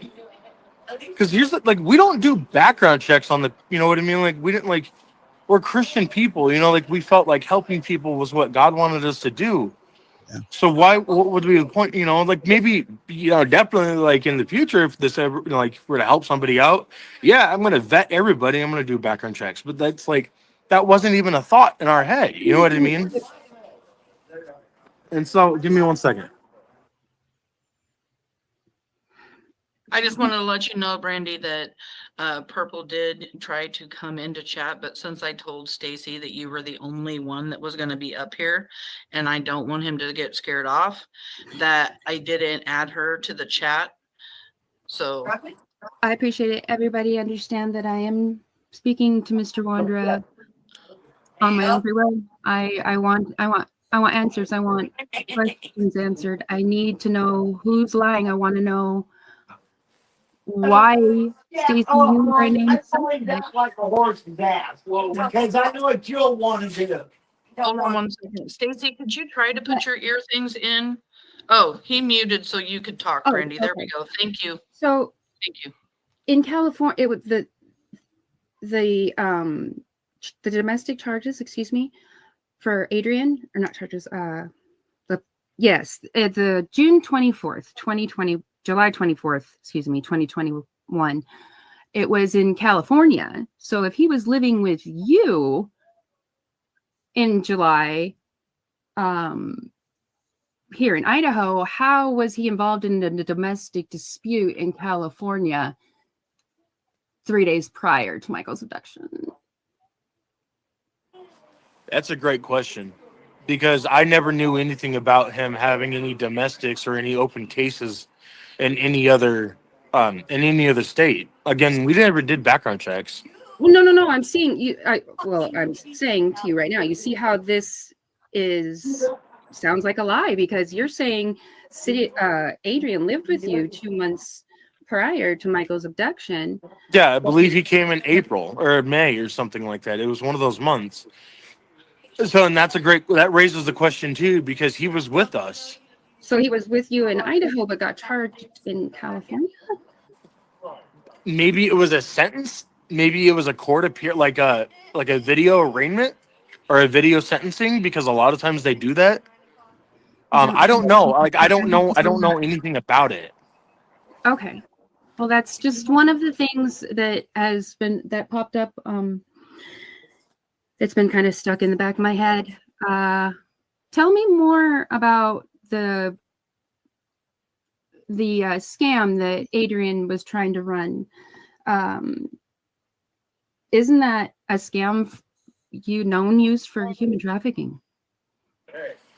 So I don't know. Like I said, I don't know anything other than that he had approached it that night, and I shut it down. So whether he was doing it after, like behind my back, and if Sarah knew something about it, then that's like between them. I cannot speak on that. Okay, so you don't know if Sarah met any of those men? No, and like I would have been like, I shut that down when she had approached that initially. Do you know when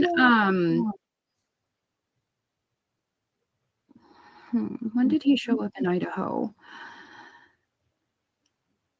The date of the incident. I'm trying to remember. Thank you for meeting, Stacy. Do you remember how much Adrien? I don't want her back, please. That was absolutely insane. Yeah, I don't care what you have to say, Lori. I mean, Jesus. But you like the Wells, don't you, Lori? Get out of here. Somebody block her. Don't ever come in my chat again, ever. Said you could make? Did he tell you how much? I'm sorry. Was that it was 275, or was there more? No. So Adrien said that his only source of income was from the New York Department of Labor or whatever it is, from his unemployment benefits. And I never really questioned it too much, because I was like, all right, well, you say, like, you claim that you have this money, or you coming in, okay, that's fine. Like, we couldn't exactly sign him on the lease because it wasn't our house. That would be considered subleasing, which we would have had to gone through Sarah's parents. So we were kind of like, we did talk to Sarah's parents, like, and let them know, like, hey, we're helping this person out. He's paying us some money. And then we're like, okay. But we couldn't legally, like, put him on the lease because it wasn't, it would have breached our lease, if you know what I mean. Like, and so that's why, when we'd helped him, it was, okay, you say you can pay $275 a month. That's fine. Pay us. Okay. But we had no way to vet that or verify that it was actually his income that was coming through. So maybe you were mistaken about the time that Adrien came. Was he really there for 2 months before, or did he leave and then come back? Did he? So Adrien had periodically, like, he would, like, one of the stipulations that Sarah, it wasn't so much me, but I sided with Sarah, was that Sarah set the boundary of him not having any females come to the house, because all he wanted to do is get his, he wanted to get some. And so we set that stipulation. Look, like, we don't want you having another female, come and stay with you or whatever, or like be in our house, because he's black. I guarantee it. I'm having to listen to you, I didn't like Adrien. I'm sure of it. Whatever. And so he was like, that's fine. So Adrien had frequently, like periodically, he would go I remember he was having, like, he was seeing this one chick. I don't know what her name was verbatim, but she had drove a gold Cadillac, and she's this preppy girl, like super young. I don't know. I think she had like red hair or something, but like, I mean, he legitimately called them pube heads earlier. Swear to God, which is an extremely racist thing to say. Now, look, I don't care at all for Adrien, but I mean, the way he said that it was out of hate. just preppy, like had everything given to her, handed out to her, and Say it. I got no problem saying it. like it threw red flags, but he was always constantly like, he was always either going to Caldwell or Nampa or Boise, but every time he went, it was he claimed to go see a female, and sometimes it was the same female on different occasions, but he was Okay. like, most of the time he wasn't home during the day. He was always out trying Well, I to, mean, get with someone. mistaken going from, to Boise or Nampa from Fruitland is quite a difference to go to California and come back. See where that. No, and I do. And like I said, if I knew something Maybe you're about mistaken. if I knew something about him having domestic violence charges, that would have threw a red flag for me. It would have been like, okay, well, why do you have domestic violence charges? Like, what did you do? Who did you hit? Who did you abuse? Who tried to file charges against you? That would have been a red flag for me. Okay. So I've heard your statements about Brandon and Sarah being You can say it, Brandy. being intimate. Did Adrien and Sarah have a sexual relationship? Of course they did. So I can't confirm like Damn, Adrien too. So he was just like, they were all just slamming each other. It's disgusting, but what a loser. like me seeing it. I heard that from LE or Detective Keller or whatever, Kellum or whatever her name is. And that's how I learned that. That's also how I learned that she quote unquote said that he was a human trafficker, which I didn't learn that until after, when they were doing the search and stuff like that. So that really like messed with me. How could you not know? I mean, you're in the house. You know that Brandon was because, Stacy's nuts got smashed by a bull because he was a famous bull rider in Las Vegas. Mentally, because I'm like, who the hell is this dude? And why is he even in our house? But, well, how did he get there? Because Sarah had brought him. And that's what I told you. So when Sarah had called me and said, I have this taxi customer, he's going through a rough time, like, what do you think about helping him out? And then that's when I told her, I said, you know how I feel about this. We've already been burned time and time again. I said, you're opening up the door to be burned again. And then it really set it off. In July. Say it again. Why did you go to Montana in July of 2021? Who? You and Sarah? Why did you go to Montana? You were in Montana in July 22nd, I believe. Yeah, no, I had gone to go see my mom and dad. Oh, okay. They lived at the time in Belgrade, Montana.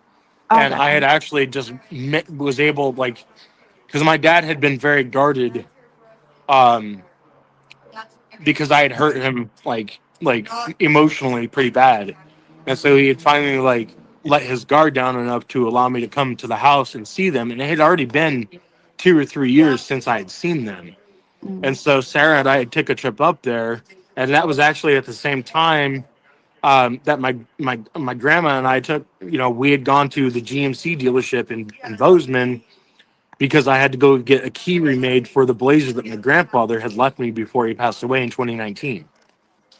How long were you in Montana?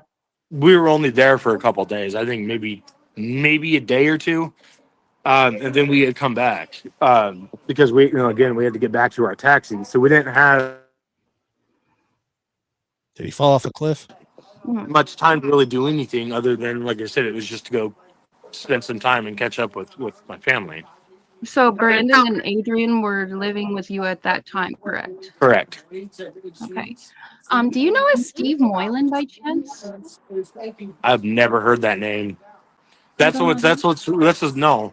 And that's what's like when Samantha was bringing up like that name or what that female name, country or whoever it was, or cuz I was like, who the hell is that? I don't know. I don't know anybody that's blonde. Cuz or whatever. She says she's known you and Sarah for years. I from when I saw the clip of her coming up. I'd like to put a face to the picture because I don't know anybody by the name Cuz, and I'd like to know what her real name is. Because maybe I can put that to a picture, but I don't know anybody that has blonde hair. Profile. And I also know that there's a lot of people that come up and say that they Who lives in Portland? He was in jail, yeah. Who lives in Portland? Yeah. Oh, so Sarah did prison time in Copper Creek, Oregon prison. So she calls her Mima, who is Kimberly Wright, and she lives in Tigard, Oregon, which is right out. It's like 45 minutes from outside of Port. I think it's 15 or 45 minutes from Portland. Well, that's quite a and then she also has a friend that she's had for years since like before Sarah went to prison, named Sarah Gant. And the dude just like do me a favor, hit that like button to help share out this stream. And Brandy and I both, we want the world to know that this man is a suspect in the disappearance of Michael Vaughan, him and his wife, who's currently in prison. Brandon, who's probably in a hot tub somewhere, and Adrien, who's probably running an OnlyFans account still. Hit that like button. It helps more than you know. Let's get it out there. He does not want people knowing wherever he's at now that he is a suspect. He's a suspect in the case of Michael Vaughan missing from Fruitland, Idaho. 3.5 years, 1,242 days. And that's as far as I know, that's the only connects like people that she's close to in Portland. She does have like her foster family that lives in Coos Bay, and all around the coast area. But that's all I know. Like I don't like, and if I don't, like I said, I don't know who any of these people are. Like I know Sarah. The people I told you in. You know who knows who Sarah is? You know who Sarah is? That's good. Portland and Coos Bay, but other than that, I don't know any other association that Sarah has or family. I've only met a few people of her family on that her adoptive side of the family.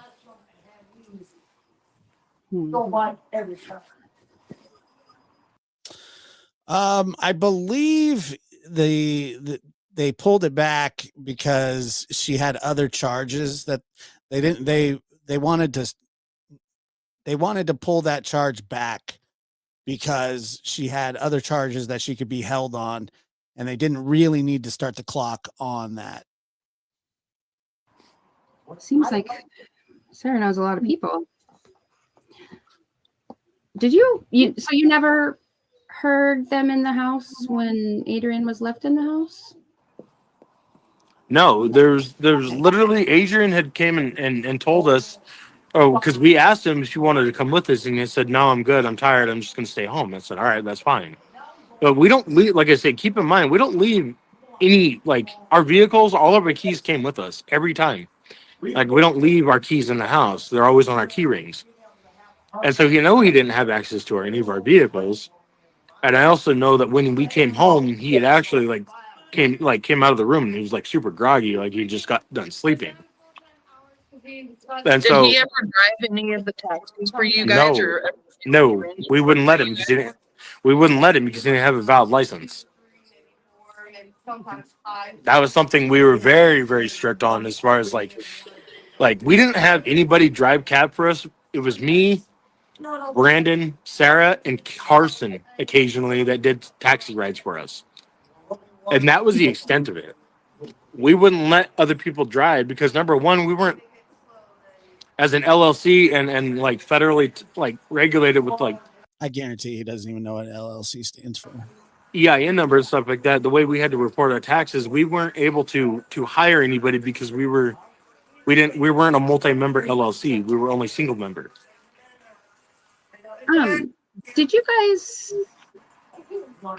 go to Portland after Michael was abducted? Say it again?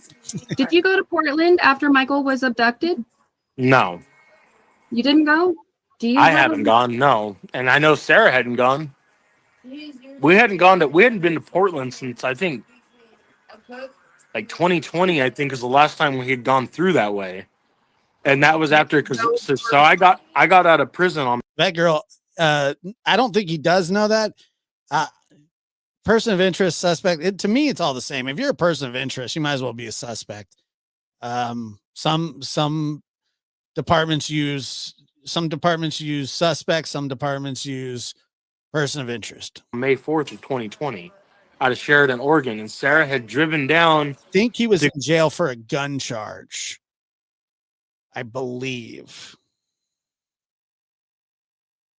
Go stay with Mima or Kimberly Wright in Tigard, Oregon. Yes. And then she came and picked me up on May 4th. But then I know Sarah. I gotta tell you, this is absolutely. I know that this is incredibly difficult to listen to Stacy being, Stacy, but I'm seeing so many people that haven't heard this story about Michael Vaughan yet, showing up, asking questions, getting to know this, research the case. And I think that is a beautiful thing that his story is still reaching people. And I just want to thank everybody for being here because it's very, very important that people know who this guy is and what he is thought to have done by law enforcement. Like I said, I'm seeing a lot of names that I haven't seen, and people that are getting familiar with this case. And that's what we need to do. I said that she wanted to go visit her and I promised Brandy that I would never stop with this case ever until it is done and over with. Her family in outside of Portland. Coos Bay. Did you go to somebody's house outside Portland to help move their stuff from one piece of property to another? No, disappeared.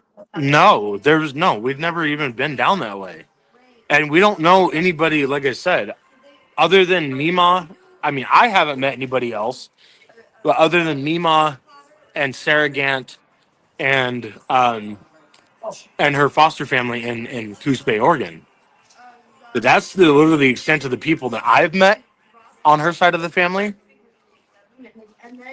But we've had no other reason to go to Portland. We don't really travel that way.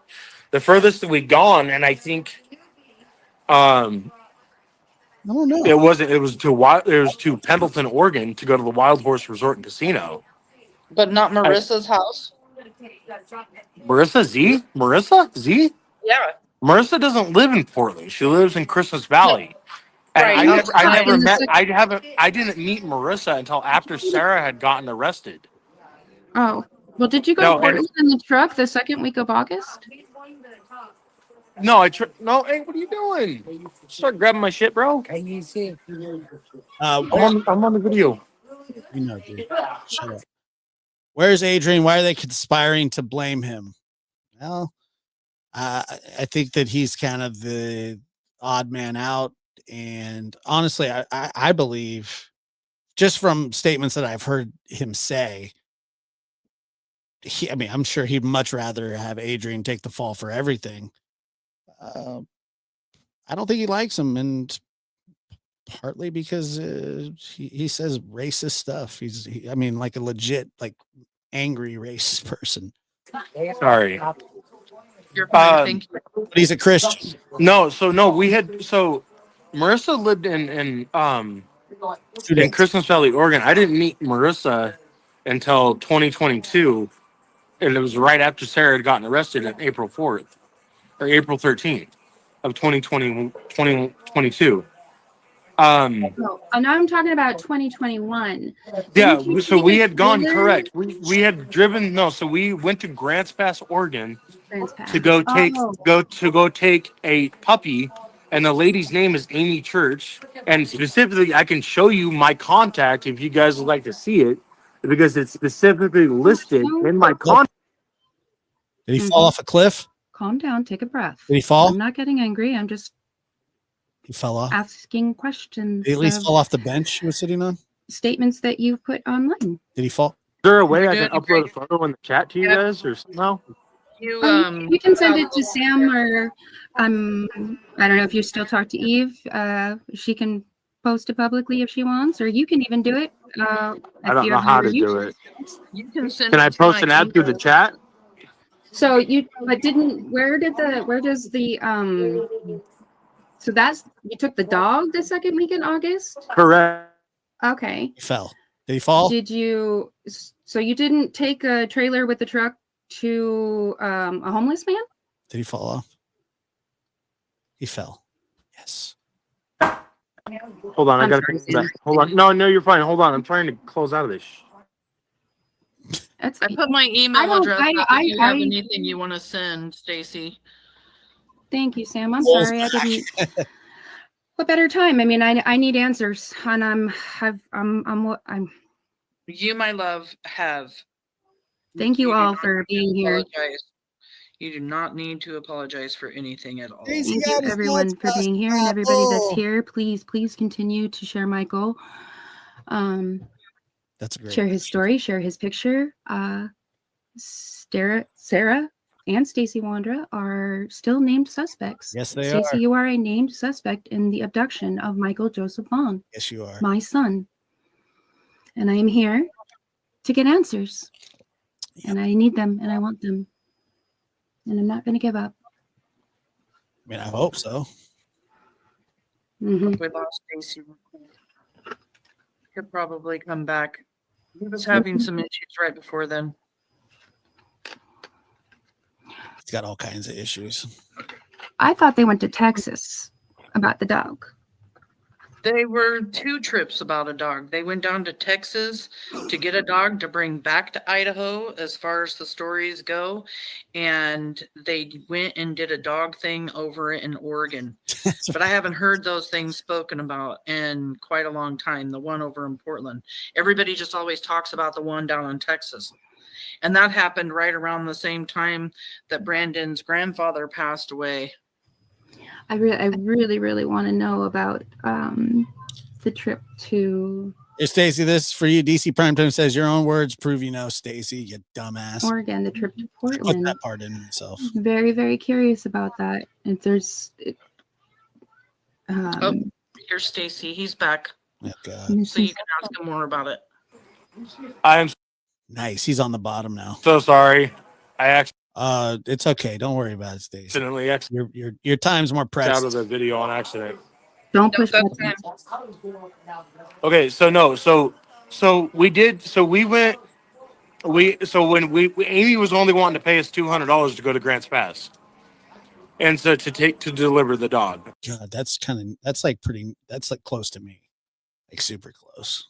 And so I told Sarah, I was like, well, why don't I look on Craigslist and try to find somebody who needs to go ahead, like under ride shares, who's trying to go that way. And there was an ad on Craigslist. I don't forget what this guy's name was, but he had a trailer that needed to be towed because he was trying to get back to his house in, I want to say Vancouver. And so we had dropped him off with his trailer in Vancouver, and then drove straight to Grants Pass and dropped off the black lab, the puppy that we had dropped off, and then we headed straight back to Boise or to Fruitland. So you went from Fruitland. Fruitland. I know this doesn't have anything to do with Michael, but I Stacy, shoot me an email. I got to hear more about this bull story too. Fruitland to Vancouver. I've been wanting to make a cartoon, and I think the cartoon that I want to make is you getting your nuts smashed by a bull. Fruitland to outside Cuna, I believe is where this guy lived. I think it was like, I want to say it was like Eagle Street or something like that. I don't remember exactly verbatim. Where'd you go? She fell off for a second. So, Can somebody please add the link? It is up at the top.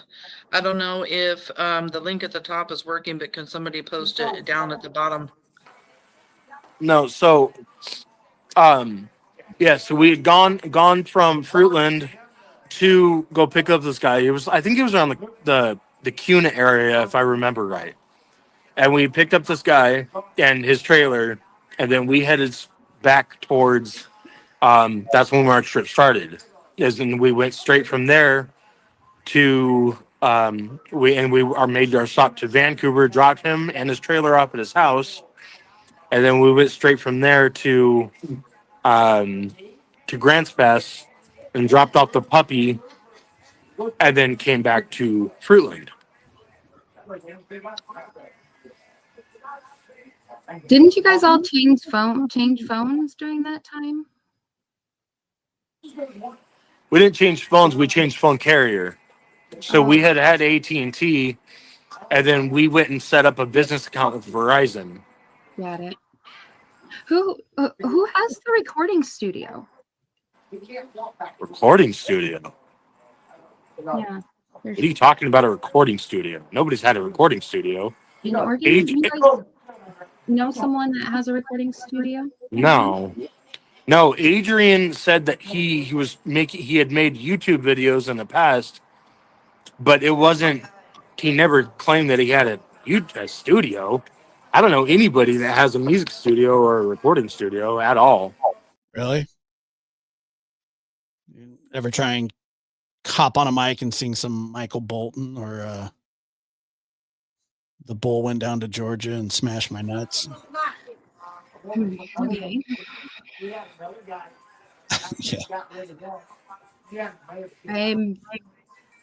I'm just kind of baffled on all of these places. Yeah, as Rip would say on Yellowstone, better tell your boy to watch the bass in his voice when he addresses her. You know that you say you were, and the times have changed. Did he fall? I just have a question. Yeah.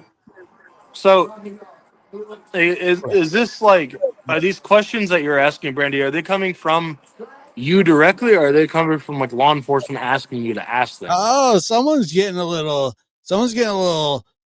tight, a little bothered here. What does it matter who's asking the questions? Just answer them, shithead. These ones are questions that you've come up with. That I've come up with. That's fine. I was just curious. I just, you know what I mean? What were your questions on your Polygraph? Yeah. So the questions they literally asked me, there's 5 questions. They asked me, is the door shut? Is the light on in the room? What number did I write down on the wall? Not me, but these are literally verbatim what he asked me. Mm-hmm. What number did I write down on the wall? And the last 2 were, do you have any knowledge or any information or any involvement in Michael's disappearance? And I said no. And then he asked, if you knew of any involvement or had any information or knew something of his involvement, would you report it? And I said yes. And that's literally the 5 questions they asked me. And then when I completed the polygraph, he said, give me a minute, I'll be right back. And he came back and he goes, how do you feel you did? And I said, I told the truth. And he goes, you're right, you did. Yeah, right. Those were The 5 questions that he asked me. That's he only asked me 5 questions, and what questions I told you is what he asked me. Would you take another? Of course, I'd take another one. I'd take another one in a heartbeat. Okay. I like this is the thing. Like I'm like I heard that Sarah had said something about God taking Michael to that's what I'm Portland. telling you. That's what I was trying to tell you. So Oh. so all of this, like you question like why is she saying that you did it?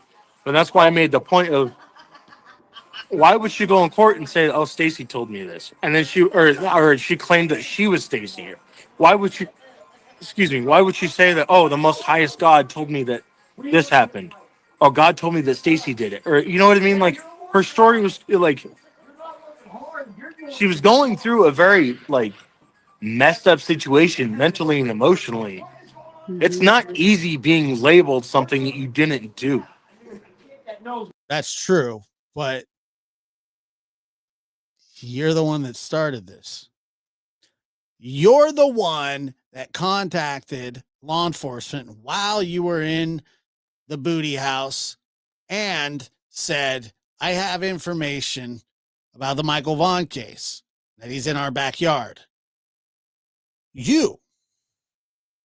Nobody labeled you anything until you opened your mouth. I'm glad you did, because you're an idiot. And like I'm like, It was my husband. I don't know anything about your husband. Okay, and I'm sorry if he's going through this shit too, this stuff too, and it's not fair and it's not right. But Brandy, I have no reason to lie to Somebody you. needs to tell the truth. No, exactly, 100%.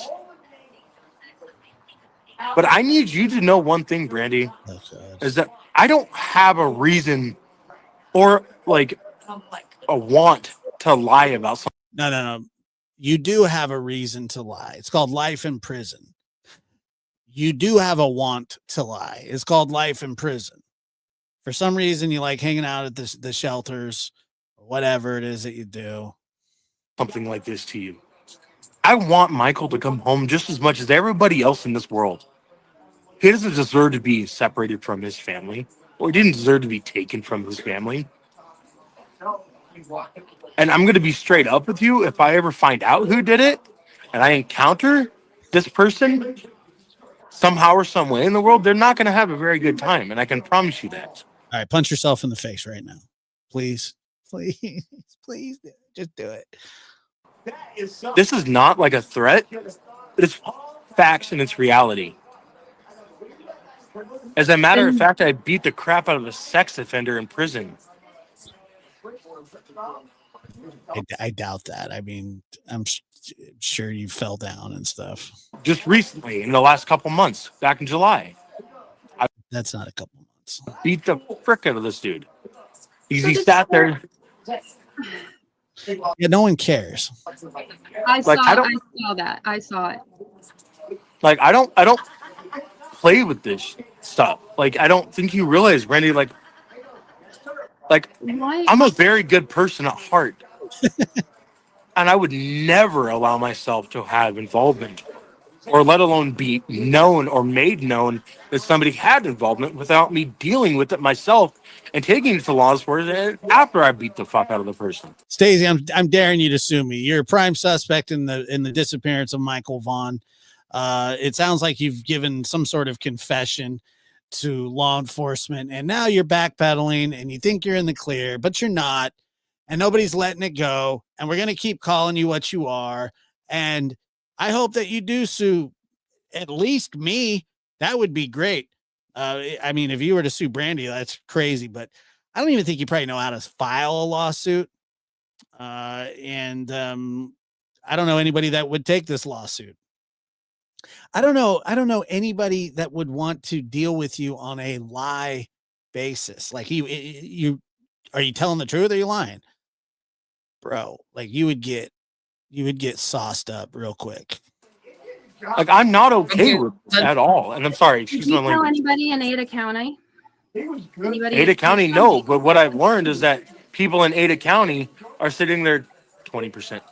There are in the jail, are trying to give false quote. I don't know. That's what I've been told, but they're trying to give something like telling out law enforcement that I told them where this little boy was. And I never would ever talk about my stuff, especially to people in jail. It's none of their business. Number one. I would love Yeah, I've been blasted all over the media, so I don't really have to explain myself, other than I didn't do it. You I wish I could give you more answers, Brandy. I wish I could give you and tell you who the person is that did this. I wish you didn't have to suffer. This is not fair. no, it's not. What are you telling? Why did Sarah's behavior change so drastically after Michael was abducted? The TikToks, you're her husband. You talk I know. to her every day, Stacy, don't you? Say it again. You talk to her every day. Yeah, but I also know that Sarah was very conceited and she hid a lot of stuff, just like the gun that she held. Is he still talking to her? Tanner at gunpoint with had no knowledge about her having a gun. The gun that she had, she ended up selling it to Carson. So it made absolutely no sense. Stacy, would you help me get Michael home?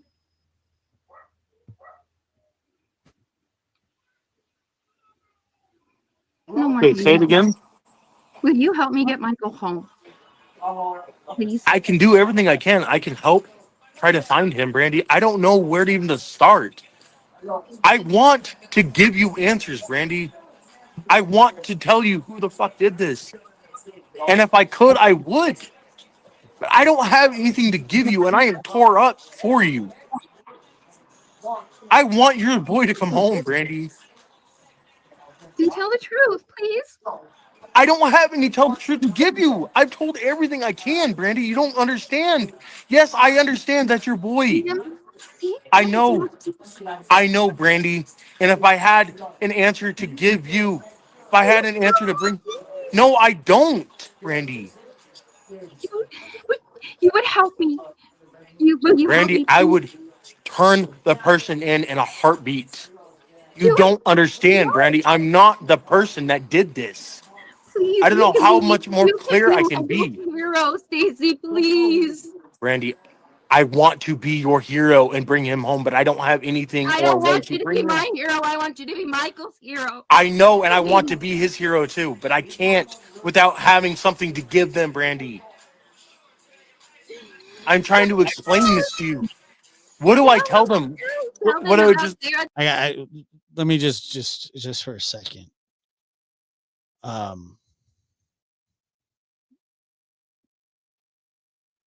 This guy's the lowest form of human ever.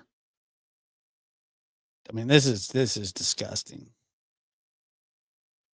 Tell them about Brandon. He's a manipulative, lying sack of shit. Please. I told him everything. That's what you don't. Brandy, I'm not protecting them, Brandy. What am I? Because I'm pretty sure I've just told the truth every freaking time that I've done a statement, Brandy. I don't know what you. Enforcement saying you're a suspect. Why is there evidence that Michael was at your house? Why did you say he was buried in that backyard? Why did you lie? Why did you tell them that? I had to sit here and listen to those trucks every day.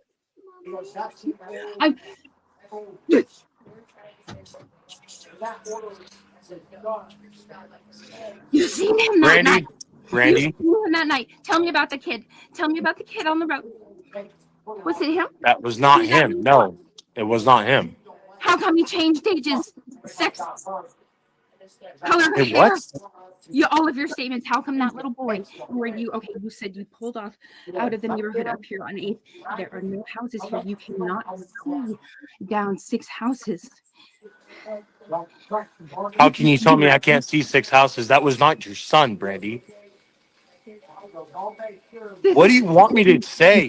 You changed your story continuously, and then you No, I said, haven't. Yes, you I have. have specified in every one of my podcasts that I've No, you change your story every time you talk. done that my information may not be 100% clear as it has been almost 3.5 years. Would you remember something 3.5 years verbatim, Yes! detail? Would you? Because I guarantee you wouldn't. Nobody can remember something Wait, identical, pinpointing it to it. hold up 1 second. We need to give Brandy a second to calm down and Please, breathe for a minute. tell me, what was the boy doing that you saw on the road that night? It wasn't your boy, Brandy. How do you know? How are you so sure of that? He was Tell me about the boy. outside of some house playing down the road Which house? on the right-hand side. You just happened to see another little boy somewhere? I don't know what house. I don't know exactly what house. I don't have an address to give you other than it was literally probably like 4 or 5 houses on the right-hand side of the road. And it was not Michael. Let's not yell, Stacy. Let's not yell, Stacy. You would have had to She drive is very sick. by the kid, right? Correct. Can you, But by the time I had filled up the power steering and we had taken off, he had already gone back inside with his family. How do you know I had it was watched family's his house? because I don't know that it was family's house. All I know is I watched somebody come out of the side of their house and told them that it was time to come inside. And that's all I know. What else do you want me to give you? It wasn't your boy. You want to make up something? So you saw a little boy. You pulled off the side of the road on 8th. Was it on directly outside? No. Clarify. I did not see the little boy until after I had gotten out of the truck and opened the hood, and I heard noise coming from the background of somebody playing in the yard of the house. Just to get that straight. Look, he could very well, if the DA tomorrow wakes up, picks up the folder that law enforcement has submitted to him, which they have turned everything over because they believe that they have everything that they need. But the only thing that's missing still is Michael. And obviously everybody wants to find Michael, but in these kinds of cases, you can try people with a no body. It's called a no body trial or conviction, or and you don't get credit because you can hide a body. You don't just get to, if there's evidence that they have, he could be charged tomorrow. All 4 of them. They have submitted everything to the DA, and it's up to the DA to do it. And he needs to.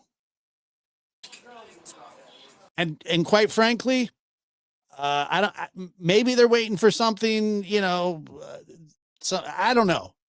I don't know what they're waiting for. Try the case. Just try it. Anything's better than this. We didn't pull off because we saw somebody playing in the front yard. To clarify. Okay, let me calm down here. So you pulled out of Hidden Meadows subdivision, correct? Took a left. Carry on.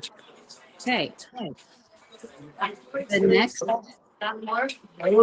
road to turn is The next right turn was Arizona Street. Correct. So We from where pulled off you left before Hidden that. Meadows, okay, in between, because that's all field right there on the right-hand side. That's nothing. And there's also a pull-off spot.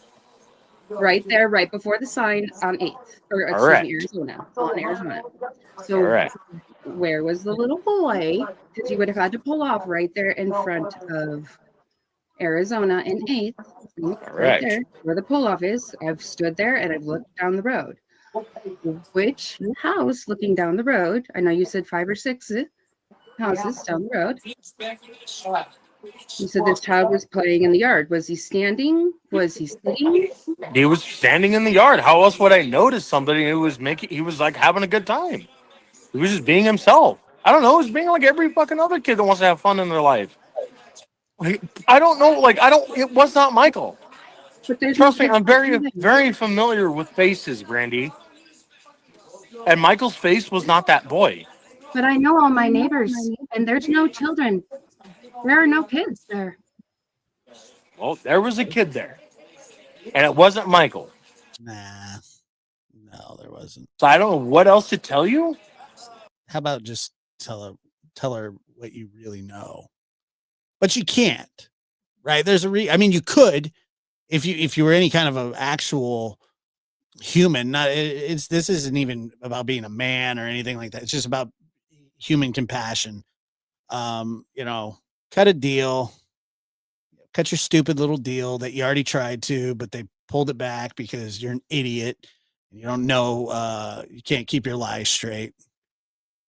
And there was no other little boy. You're just a sack of lying dog shit.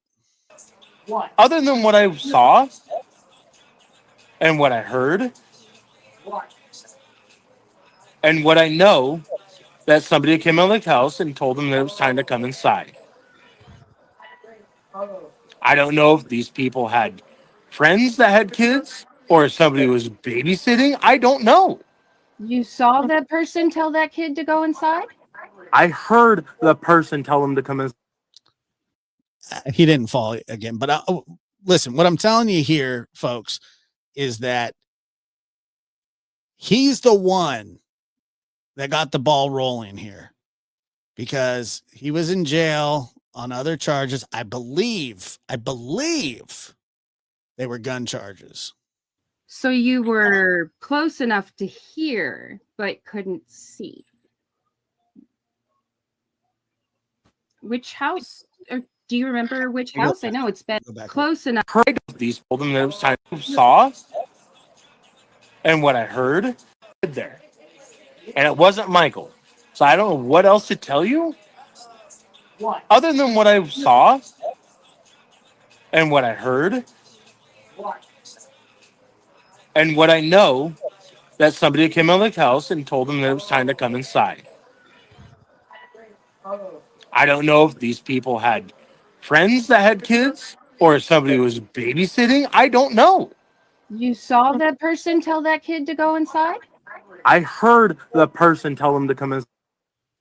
So you were close enough to hear, but couldn't see. Which house? Or do you remember which house? I know it's been 1,240 days, 3.5 years of pure hell and nightmares. People claiming they know where my son is and won't tell me. So, If I knew who your boy was, I would have already told them that at the beginning of everything. Just please beware. Just watch your tone a little bit, Stacy. Please watch your tone. I'm just curious. Which house was it that you saw this little? It was a beige house. I don't know exactly the number. It was a beige house. And it's on that right side, right there on 8. All right. Between Arizona and Washington. All right. I know all of those neighbors. Okay. And I'm sorry that you. Okay, and maybe. You ever think maybe they were babysitting or maybe, I know their grandchildren. Maybe they had a friend over? I don't know. What do you want me to tell you? I don't have anything to give you, Brandy. I have told every fucking thing. You're trying to get something, like, get me to say I have information. I don't have anything. Do you believe that you could have done and Adrien and Brandon were involved? No, not at all. Nothing to do with it. If you no. don't. Brandon, me, and Sarah were all gone that night, Brandy. We were in Cuna towing Brandon's vehicle back to Fruitland because I was going to help him repair his spark plugs that he had blew out of the hole because he's a dumb person and doesn't know how to drive and thinks that high revving a vehicle is the coolest thing ever. Brandy, I will give anything I can for him to come home. I don't have anything. There's nothing I have that I can give to law enforcement. Everything that I have told him is I've told. I don't have anything further. I don't know what else you want me to give. I can't just magically pull it out of my butt, Brandy. Like, She's looking get for it. her son. She's frustrated, Stacy. I You have know. to give I her. want him to So come you home said that you too. would let her ask questions and that you would speak calmly. So just do so. Let her talk if she needs to talk. No, and that's Please fine. That's try fine. not to talk over her. And Like, try to keep. I need you to know, Brandy, like, I have had nothing to do with him. I will put that on my life. Okay. I Well, am I'm gonna make okay at this this point. statement right now. If somebody held me at gunpoint right now, specifically law enforcement, and told me to give them answers, they'd have to shoot me because I wouldn't have anything to give them, Brandy. All right, deal. That's where this is at. At this Let Brandy point, speak. they can go Pause for a ahead. second and let her talk for a minute. Just pause for just a second, please. And by the way, hold on. I want to say that Samantha, again, what a fantastic job you're doing moderating this and protecting Brandy, but also letting Brandy speak to this pile. Thank you, Stacy. What were you doing before you left? Before I went to CUNA, I had taken a couple taxi rides that day. Specifically, I got woken up by Sarah at like 11 or 11:30 in the morning with a phone call saying a taxi ride needed to be picked up in Ontario and taken to Boise to the airport. And after dropping this person off at the airport, as I was headed home, I get another phone call from Sarah saying that a taxi ride needed to go from Ontario to the A&W, Which A&W? the one in Payette. Why did you say the one in Ontario? I said he needed to be picked up in Ontario and taken to the A&W. I'm sure there's many creators that have that clip of this statement of you stating that you didn't go to the one in the art or the That you went to the one in Fruitland. Ontario. I already sent my GPS photos. Mm-hmm. I sent my GPS photos because I had specifically gone to the pharmacy right after I had dropped this person off at the A&W. And I went to the pharmacy at the Albertsons in Payette to go pick up Sarah's prescription because she had just had tooth surgery. I specifically remember picking a prescription because it was the oxycodones or whatever it was. Hydrocodones for That pain. was all on the 27th? The what? That was on the 27th of July, Yes. 2021. And I specifically know that it was that because I have pictures and GPS that I have already submitted that state the date and time that I'm outside the brick building, the brick side of Albertsons, in the Lexus, outside the pharmacy on that day at 3:30 p.m. to be exact. Did Sarah hide Michael from you so you wouldn't give him back? No, Sarah would never do that. There's nothing like Yeah, she never would, really. that would go on at our house. You need to keep in mind, I'm very keen and very aware of what happens around our house. Very keen and very aware. Well, if you're so keen and aware, was Adrien banging Sarah? Or are you not sure? And there would be no time frame for when something like this would be allowed or had enough time for something like that to happen. Well, you were incarcerated when you gave the tip, and then Adrien wasn't around, so that only leaves two people, which would be Sarah or Brandon, that could have possibly moved Michael if he was actually in the yard. No, because Sarah was also incarcerated, but she'd only gotten out for a period of like 3 months on pretrial release. and then got violated for violating her pre-trial release. And that's when they came and searched the search warrant to the house and hit her with the failure to report the death. The phone that you showed put you in the park. The what? The phone that you showed put you in the park.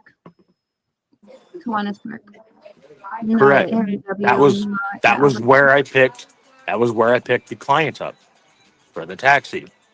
And I'd taken him to Payette to the A&W where they wanted to go. And you don't think that that looks suspicious that you're at 2 splash pads that day, but Michael comes up missing? No, I don't, because I wasn't at the splash pad. I went to the apartment complex right across the street from the splash pad. If you look on Google Maps, there's an apartment complex that's right across the street from there. It has a pond. Wait, what? No.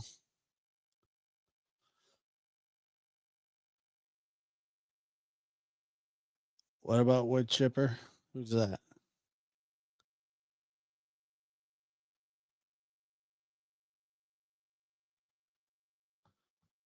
It's literally right inside that park. It's right across from the park. Do you have Park. records of your taxi The one in drives for that Payette? day? No, that was most of the taxi customers either paid with cash or card. And that day I went through all of my Square payments because that's who we used for credit card processing. And we didn't take any credit card payments. That was a cash deposit. And it was a $150 ride when I picked the person up from Ontario to Boise. That was a $150 ride one way. And the Ontario one was a Talking $25 about an ride. apartment complex next to the splash pad in Payette? No, Kiwanis Park is in Ontario. The splash pad is there's a park in Payette, but we weren't near the park. I had dropped him off at the A&W. I don't have anything else to give you other than what I've said. I wish I could magically make it happen, Brandy. Did you tell Like Mom? I wish. You what? Did you tell your mom that Michael is dead? No, I never said Michael was dead. My mom had asked if he was still alive or what happened. I said I don't know. So she got confused between I don't know and Michael's dead. Got it. I don't have an answer. I can't answer something or confirm something if I don't have an answer.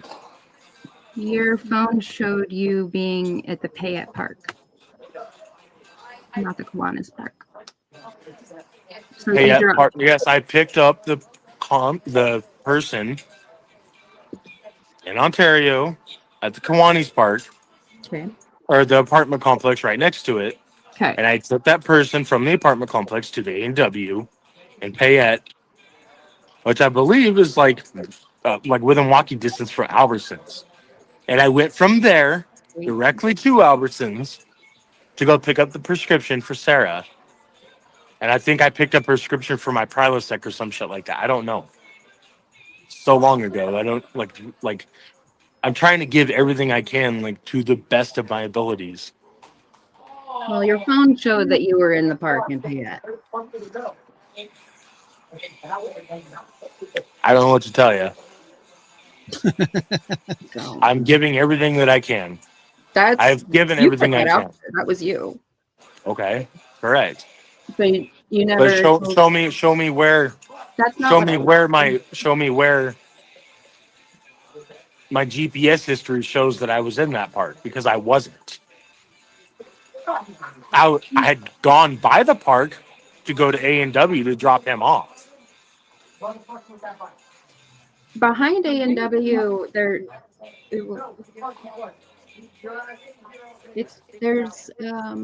you'd have to 4x it to go directly across to the park from the back of the A&W, because it's right across the street from the Albertsons. And there's a yield there because it's two roads. I know exactly what it is. So that doesn't make any sense. So you were next to the skate park, is what I was told. That's I was where never you're at the park. And until you can show. You showed it. I know. I showed that I was at the Albertsons at 3:30 p.m. exactly like I said. It showed you next to the skate park in Payette. Correct, and the skate park is right next to the A&W. It's across the street and across the park. Correct.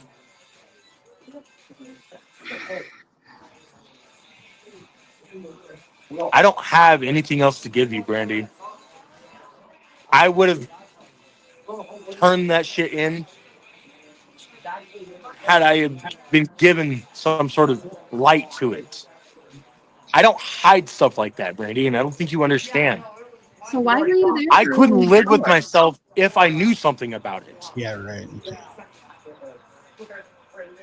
When you went to the splash pad in Payette, What about it? You didn't stay there. You just dropped them off and went and got the prescription and left. Correct. Dropped them off at the A&W, got that the was prescription. Say it again. And that was 3:30. Correct. So And if you guys reach out to Eve, I have sent her all of the GPS location. I showed pictures of where I was at 3:30 p.m. and it specifically shows me in the Lexus outside of the pharmacy waiting in the car. I saw that picture. Correct. Right. And what time was it again? When you got that 3:30 call? p.m. When Sarah called me, I don't know. I was on my way back. I think I was maybe 20 minutes out from Fruitland, so 23 minutes estimated. So whatever. I went and picked him up. I think about 3. So somewhere between 2:30 and maybe 2:50. I don't know. I don't have an exact time frame for you. Okay. Well, you had showed it, I believe, and you showed it on Eve's as well, and it showed pinning you at the park. And if I guess if you're not living directly The here, splash pad in Fruitland at 1:30 p.m. So 1:30 to 3, you were doing a No. taxi ride? No. Yes, correct. It takes an hour to get to Boise. Okay. Yeah. An hour to get back, which would put me exactly around the time frame of picking up the person in Ontario, like I said. And if you look at the time frame at the GPS location that I texted you, or texted and posted on. So you knew all of this that happened. So what exactly happened at 6:30 then? We were gone. Like it says. Like I've told the same exact thing. We were not When are home you at seen on 6:30, Brandy. camera leaving the neighborhood? You what? When were you seen on CVT camera leaving the neighborhood? 5:30 p.m. Well, Sarah's mom had said that you told her you were searching for a lost child before going to CUNA. That is not true, nor is it anywhere accurate. That's what her mother said. Okay, well, then her mother needs to get her facts straight because that was never the case. And I remember specifically Sarah telling her mother before we left, because she communicates with her all the time, and telling her mom that we were going over to CUNA to go tow Brandon's vehicle back. It wasn't until when we got back that night that the neighborhood was swarming with people. And we had asked what was going on. And then they had told us, and we're like, what the heck? So you're saying she's mistaken at the time frame of when you told her that you were looking? It wasn't at 7 p.m., 7:08 p.m. Say it again. At 7:08 p.m., you didn't. Sarah had told her mom that you were searching for a lost child. I saw the photo. That never even. The what? I saw the photo. Screenshot. Photo of what? At 7:08 p.m. of Sarah. You want to send me a screenshot? Because apparently I'm unaware of this. I was never searching for anybody. We were gone, and GPS data shows that we were gone. We were not even home. I'm pretty sure that somebody had said that they did search, that they were searching. I think maybe Brandon said that. I think around that time. But you said I thought maybe he did too. you were putting in power steering fluid at 6:48 p.m. No, 5:30 p.m. So now he's saying that he didn't search, just like Adrien wasn't there, but he was there. How else would CCTV video footage record us? At 5. You're a jerk off, Stacy. Like, you really are just like the biggest. I mean, you're an absolute liar. 5:30 p.m. And you're a suspect. And I hope everybody knows it. Any job that you try to apply for, any friggin', I don't know, recital that you try and go to with some girl that you're dating that you probably lie to, they all need to know who you are. And, you know, that you confessed to having a little boy, Michael Vaughan, in your backyard buried. Then they took dogs out there, which hit on your backyard and hit at Brandon's house, since you traveled from one spot to the next. And the dog hit in both places. On 8th Street, parked off to the side. Like, you guys know, like, I've already seen all of the CCTV video footage from the detectives directly. Uh-huh. So, like, you're not gonna, like, trick me into knowing what I already know and what I've seen from law enforcement. I'm not trying to trick you. I want the answers. I want my I've son. given you the answers, and I know who you want your son. And if I could give you your son, I'd fucking do it. I believe. Whoa. But don't try to Watch tell your me mouth. that my information is not Watch your accurate. mouth, sir. Come on now. Okay, well, I'm don't not try gonna to tell me that my tolerate- information. Okay, well, I'm not going to tolerate being criticized and If you're ridiculed gonna disrespect when I'm giving Brandy, though, I'm not. I'll do it. You're a liar. You're a thief. You're a felon. And you should not be out of jail. And it sucks that the shelter actually lets you stay there. Not disrespecting her. you did. Yes, you are disrespecting her. 708 is the Okay, but I'm not going to tolerate being disrespected as well and being ridiculed and criticized when I'm telling you. Oh, you're going to tolerate it, all right. Not only are you going to tolerate it, you're going to enjoy it. We're just getting started. That I know exactly where I was at 5:30 p.m. along with Brandon and Sarah, because we were all in the truck. And I asked you to stay respectful, so Adrien just stay and- respectful, please. Adrien was at the house. That's right. Did he fall? And according At 5:30 p.m., I was shown by law enforcement when they started questioning me specific video CCTV footage. Exactly like I said. Of being outside, getting out of the truck, because Sarah was driving, I was in the passenger side, and Brandon was in the back seat. And I had Sarah pull off at 5:30 p.m. This is verbatim from CCTV video footage from the police department. Were you at the house when Adrien came back from Applebee's? 2 days ago. No. Sarah had gotten back with Brandon and Sarah and Adrien had gotten back. Right I at, or saw the before I red got back truck from the house. and you guys leaving at 7:08 p.m. No. Yeah, his attitude definitely did change, but you know, his dumbass was the one that went up there. You know, I mean, and then he was like, whoa. You don't think that Brandy has questions of her own that she's been wanting to ask you for 3.5 years, even before she knew that you were a suspect in the case, which you inserted yourself into by admitting that Michael was in their backyard, in your backyard, and which was you calling in the tip because you're, you know, dumb. GPS data But thank God you did, and thank God you're dumb. that shows differently. And I've already turned that in too. And law enforcement showed me video footage. And I know you're watching. I know it because I got a message from you. You know, just adjust time frames at 5:30 p.m. exactly like I have said. The timestamp was 7:08. No, it wasn't. I've seen the timestamp. So are you telling me I'm a liar? I'm telling you, information gets modified. You're I'm telling you what I've. FBI modified that to the mother of a missing child. They're going to waste those resources to protect Okay, well then explain this, Brandy. suspects to me. It's 3.5. It's 3.5 years. They showed me too. Okay, cool. And guess what? It's 3.5 years.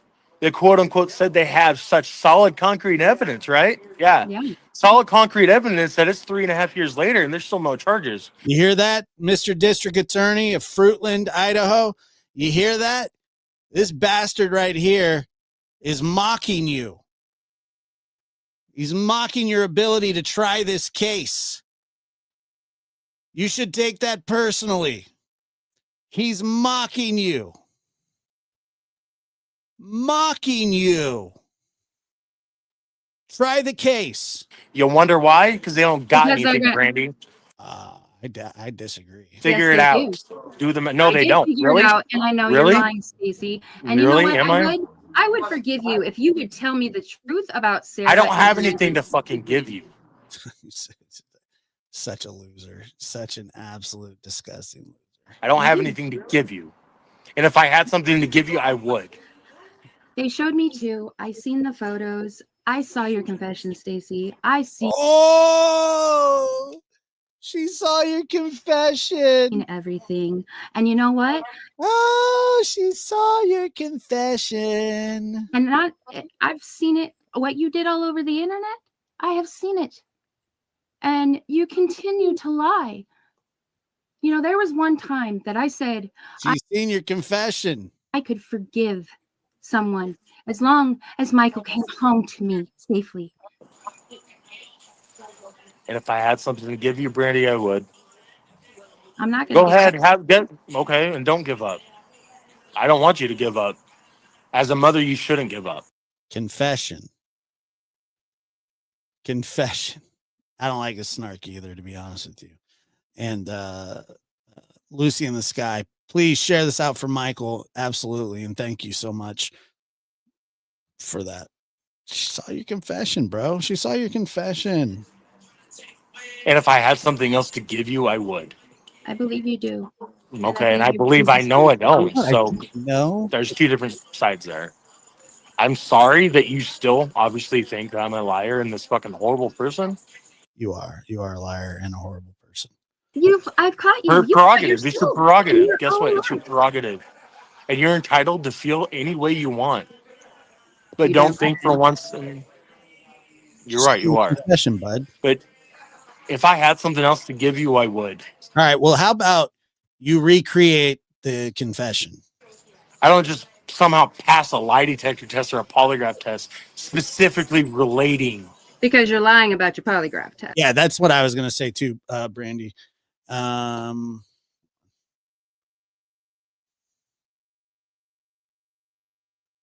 There's not a chance that he passed a polygraph.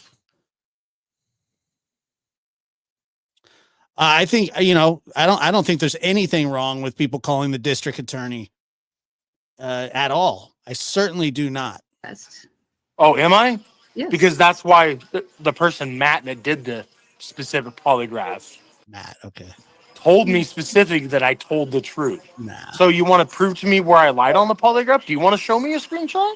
Because I guarantee you can't prove that either. You're going off of speculation. Confession isn't speculation. There's a reason they No, I'm stopped going off your talking about it. lawyer. Your lawyer. My lawyer? Oh, do you think that's a lie? Because that's not. No, I know it's not a lie. No, it's not a lie. Guess because it's not, and it's not fake, I didn't say it was a lie. and it's not fake. I never said I was going after the law I enforcement. even Brandy. invited you and Brandon and both of you and your lawyers, and you can come speak with me. We can be there. You can bring, whoever you'd like. I don't have a lawyer, so I believe that they start with just some basic questions to get a baseline. But even if he did pass a polygraph, which I don't believe he did, he says he did, but I hear that from a lot of guilty people. You hear that, yeah, we pass polygraphs, but then nobody ever has actual proof of it. Fine. He doesn't want to show proof of it. Okay. But forgive us if we don't believe what you're saying.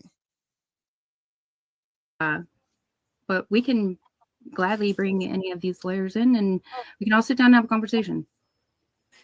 Because I'd like to know why Brandon says you're lying and you say Brandon's lying. Really? Because Brandon didn't say that I'm lying, and actually, I listened to his statement that Brandon.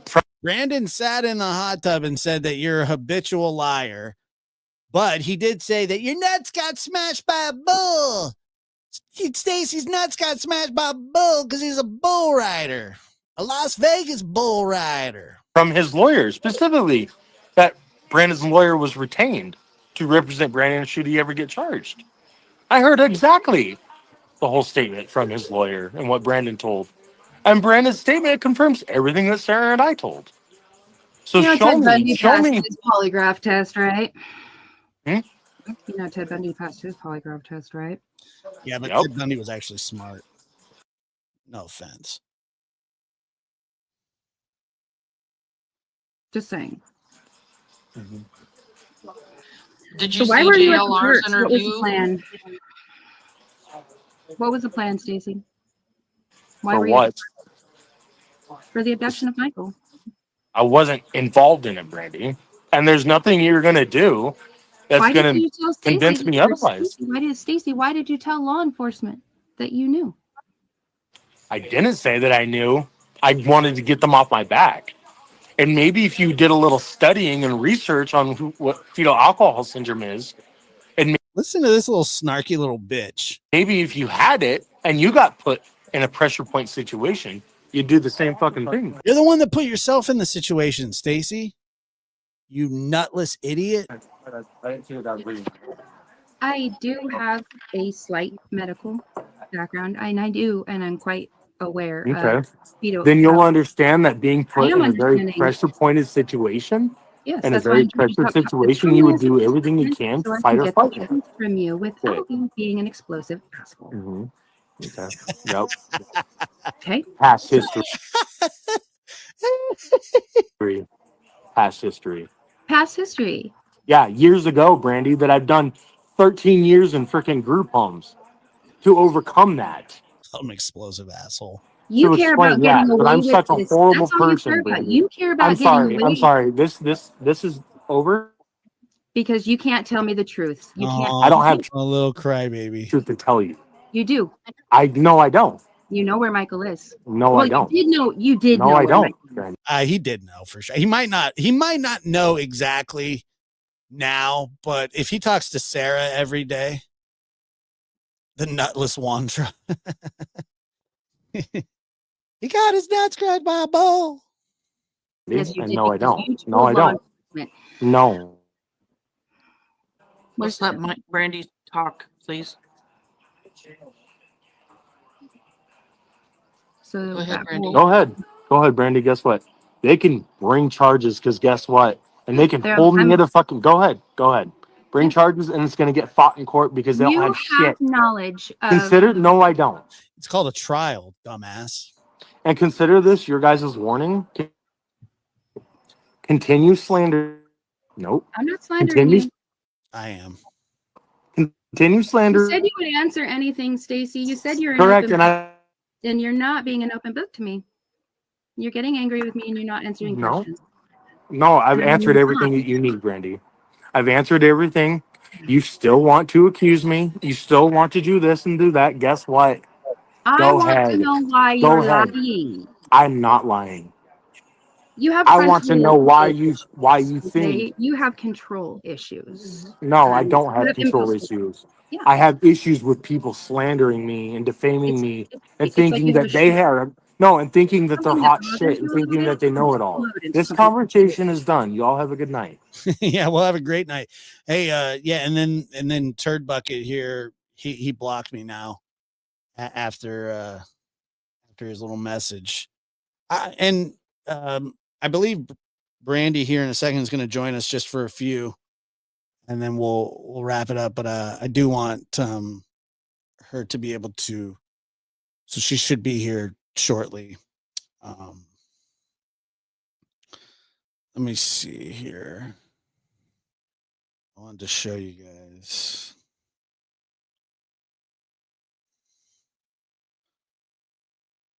I told Stacy, I said, everybody will know you are a suspect until they arrest you. And then he blocked me.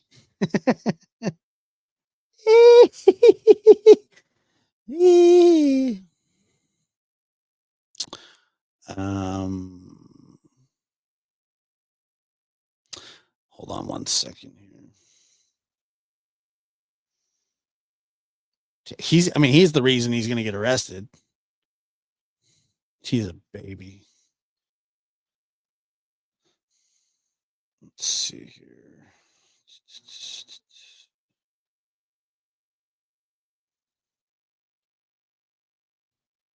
I'm going to read you something. It was infuriating. But you know what? Brandy handled that about as well as I've ever seen somebody handle anything in a situation. I've never quite seen that specifically. And you know, I know a lot of you are out there and you're saying, you know, I couldn't do that. I couldn't do that. And I do think, God forbid anybody have to do that. But I think a lot of you could, if it was your son.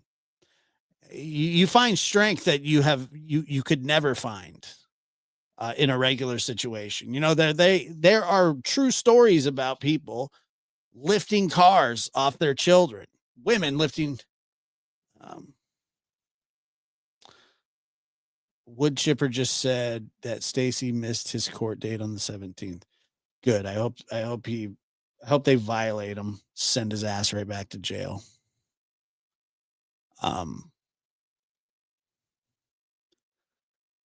But you know, I'm not, from knowing Brandy and getting to know Brandy for a long time, you know, and there was a lot of people when this first went down, you know, that were like, that wanted me to turn on Brandy and Tyler. They would say, you know, you're supporting, you know, you're not supporting the right people, you know, that they're this, they're that. I never thought that Brandy had anything to do with it. And at first I was a little less sure of Tyler. I just didn't know, but I believed Brandy, and Brandy was like, I mean, I even asked her and she was like, look, it doesn't matter who it is, you know, and obviously Tyler has absolutely nothing to do with this. And we know that now. You know, it wasn't just her. No, there was it was just people like to cast, you know, aspersions on others. But I never doubted them. And, you know, it's funny that Brandy and I have actually kind of an interesting story of how we met or how we were introduced to each other. And I received an email from a friend of hers 3 years ago, at least 3 years ago, if not more, asking for coverage on Michael's case. And I said, sure. And one day I was covering it, talking about it, just like I am here. And sure enough, she came up on this panel. We had a conversation. Summer was getting covered a lot, and she really was desperate to get the word out there. And she's never quit. So, you know, I haven't been here from the very, very beginning, but I think there was only maybe one person that covered the story before I did. I think maybe one, maybe two. I think the West Boys were going on too. So, and a big part of the reason that this case has advanced to the state that it's at, and you know, the DA needs to do something, and he needs to do something very fast. She did speak to Dawn. Yes. I remember that vividly. Those are one of those nights you just never forget. But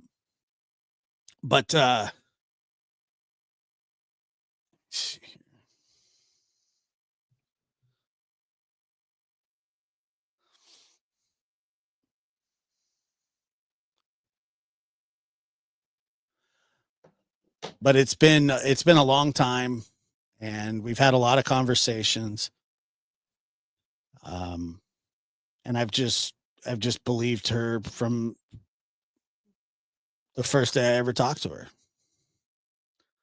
And I've never doubted her. And they all have, the Vaughan family has my support 100%, you know.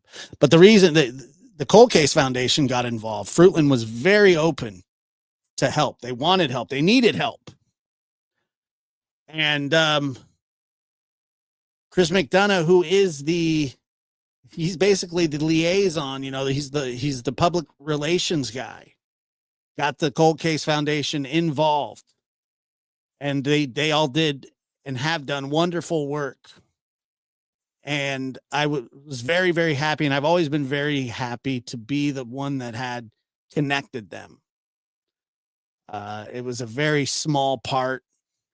You know, there's a lot of people, not even a lot of people, but the people that criticize, you know, that don't like me or don't like McDonough or whatever, you know, who cares about that? But if you don't think that guy's not an investigator that moved this case along, well, you're sadly mistaken. Somebody that cared and wanted to help, not just him, but other members of the Cold Case Foundation. And yeah, Purple Phoenix. Purple was the one that emailed me. She emailed me and said, would you help? Can you help? And I said that, you know, any way that I could. I promised Brandy that I would. And I've never lost contact with her. I'd never, you know, never betrayed her trust. I never would. And she is, to me, she's just an inspiration, because I don't know how she does it, but she does. And let me see. We're waiting for her. We'll play a little bit more here. Obviously, he's still going to listen. Oh, yeah. He is still gonna listen. I am so sorry. I didn't want to kick him down when he was being disrespectful, because I knew you still had questions and stuff to ask. So I'm sorry that you went through that. I'm sorry that I didn't add anybody up, because I just wanted you to be able to talk to him. He's acting, the frontal lobe issues, he's acting without thinking and through. And that's, yes, I do understand, Stacy. So you're showing him more grace than he deserves. I'm tired. I'm exhausted. They need to start telling the truth. They need to quit lying. I'm over it. It takes a really sick and evil person to sit there and swear on their life when they've come up here to many different creators, not only behind the scenes talking to them or trying to extort people for money. They did that to me. I'm sorry, y'all. Thank you, everyone, for being here. We are not giving up the fight for Michael. We will not give up for Michael. And go ahead, because I've seen what you're lying about, Stacy, with my own eyes, and you're not going to tell me the FBI and the Idaho State Police, the Fruitland Police Department, the Fayette County Sheriff's Department, NECMEG, you're going to tell me they're all going to lie to me and stick up for you? I'm done with your games. My son is not a game. Michael Joseph Vaughan has been abducted, and 4 named suspects, Stacy Wondra, Sarah Wondra, Adrien Lucienne, and Brandon Shurtliff, and possibly more that have involvement and know where Michael is. And I'm coming for you, every single one of you, and I will not give up. And I'm not going to be quiet and little Miss Nicey anymore. Michael is my son.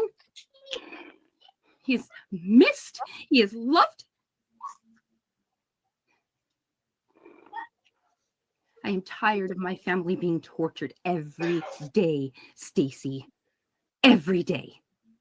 And I am going to find Michael, and I'm going to get justice for him. And I am going to prove to the world what a horrible, evil liar you are. I had a lot more words to say than that. And we're all going to be right here to help you. I mean, those words cut right through you. And I believe everything that you said. Brandy, we've been doing this a long time. Yeah. We've been having these conversations for a long time. And I told you I would never give up. And I'm with you. I'm with you guys till the end. I appreciate it.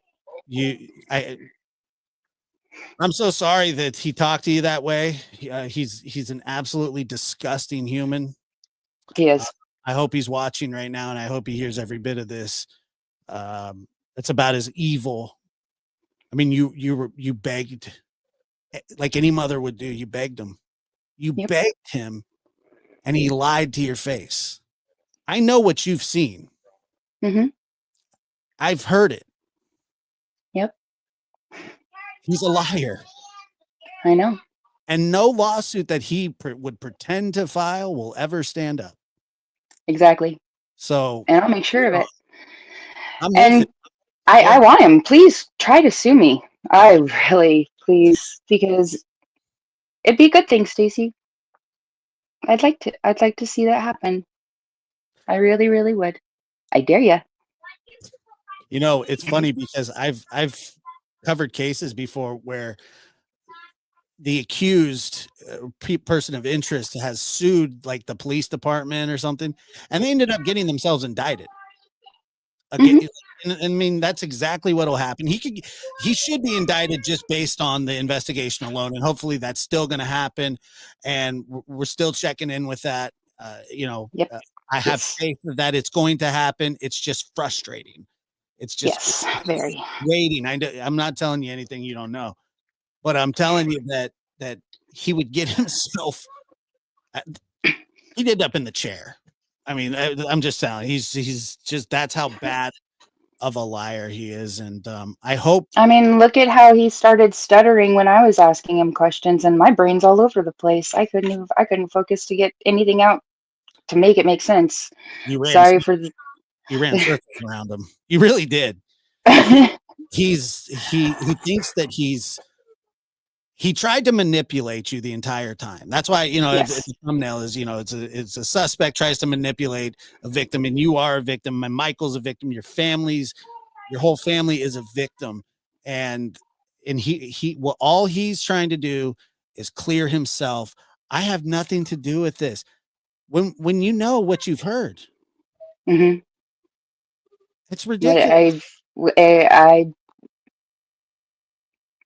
I'll never be able to unhear those words. I'll never be able to unhear those trucks, and to hear him. Oh, I pray for you. Somebody said chair. That right there, I almost passed out, and I said thank you. I wanted to say F you. Oh yeah, if that guy prays, good look. Who knows? Maybe some milk or something. I remember talking to you while that was going on. I remember when they were digging up the yard, and you and I were having a conversation, and you were saying how you could hear it. And I remember telling Linda, she's got to sit there and listen to this. Like, this is hell on earth, and it is hell on earth. And I know that you're not feeling well, and I know that you're battling, and you're so tough, and you're gonna be fine. I mean, I really believe that. And but I know that this has affected your health in every way. Yeah, a lot. It eats you from the inside out. But you know what? Yeah, you can see the images, the damage, the toll of everything with it's gone and happened in just 3 years alone. Yeah.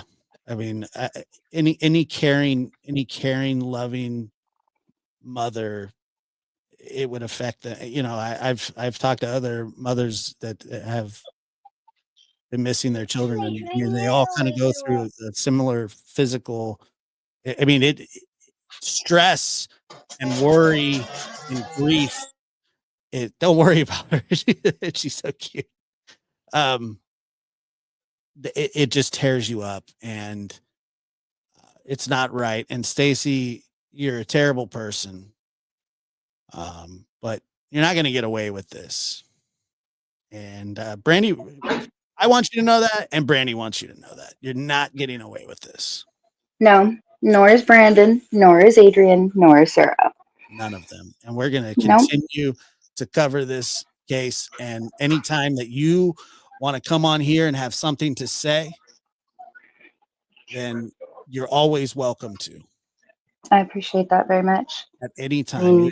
This platform is for you, your family, for Michael, and hopefully we can bring him home and justice be served. And like I said, I do have high hopes. It's just frustrating.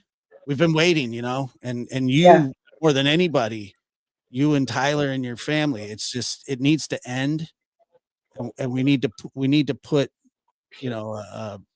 there needs to be an ending to this. It cannot. You're right. You guys are being tortured, and Stacy's a piece of shit for doing this. Yeah.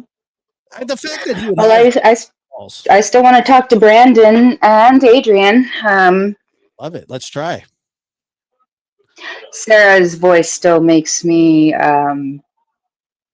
I can't control vomiting when I hear her. I can't. I just can't. Every time I hear her, it's like an automatic. I don't know. I'd call it mama's intuition or something, but there's something there. Stacy's isn't much better, is it? No, it's not. Hers, yes. I told she's, I tell people this, and I don't know if Stacy's a lunatic and all that. He's crazy. He's a liar. Sarah is downright scary. Yeah. I mean, she is frightening. I mean, it's just, and that sweet, innocent Christian. No. Exactly. No. Sometimes a lot of people do that because they're losing grip with reality. And look, I'm sensitive to mental issues and fetal alcohol syndrome, but the fact that they've tried to cover every single thing up, knows exactly what they know exactly what they were doing was wrong.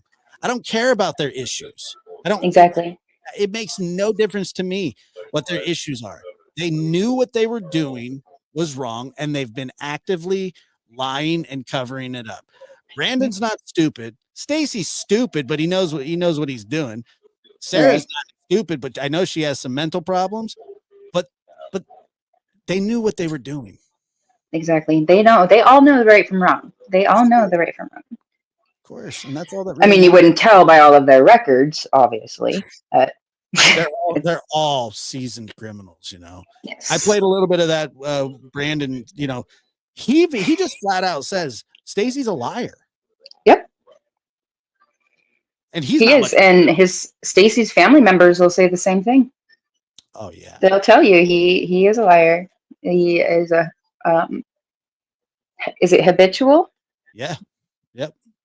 Habitual liar, and then he believes his pathological. He believes his lies. He needs to. And that's when you can believe your own lies. It's kind of a nice little trick to pass a polygraph test, eh? Yeah, but I don't think he did. He didn't.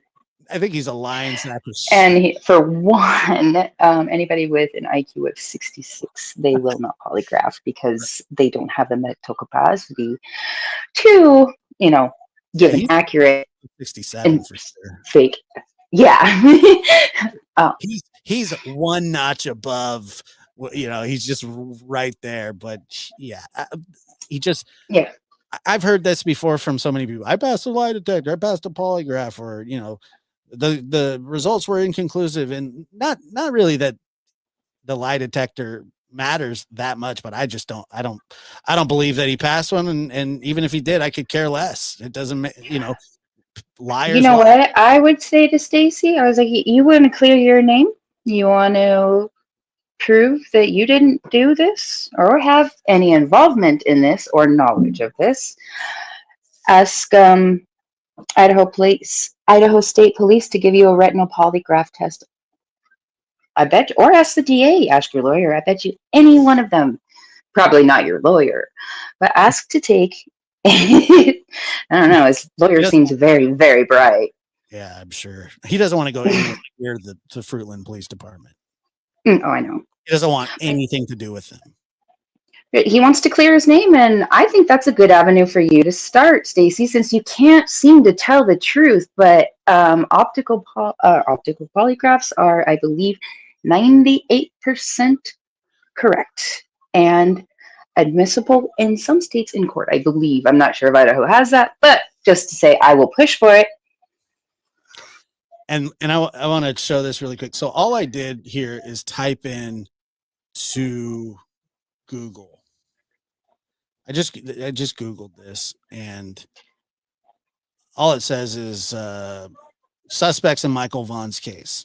Along with the Wondras, police labeled 2 men who lived with them, Adrien, Lucienne, and Brandy Shurtliff, suspects. So then you have all these different YouTube channels. Oh, where'd you go? Oh, there you are. Sorry. Me? I'm right here. Oh, okay. Good. Sorry. No, it's all right. You have all these, KIVIT.com, KMVT. He's going to have to sue a lot of people. Yeah. So good luck there, bud, because all you got to do is type in your name and you're all over the place as suspect of the year, buddy. It's you. It's you and your friends and your wife. Yep.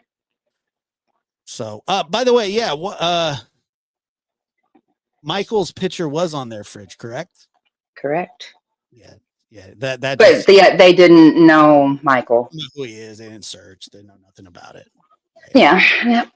Well, so I would like anybody. I'm asking anybody that has covered Michael's case. Anybody and everybody, especially anybody that has done an interview with it. The Nutless Wonder. I was going to say One Nut Wonder, but you beat me. I was laughing so hard. I was like, all right, that works. I both got smashed, but that's from the story. And I shouldn't laugh. I told you that I have a whole theory on how this happened. I'm not going to tell everybody the theory, but I do believe he did get kicked by some sort of farm animal in the nuts at some point. That's my theory. I think there's some truth to it. I had that thought all day.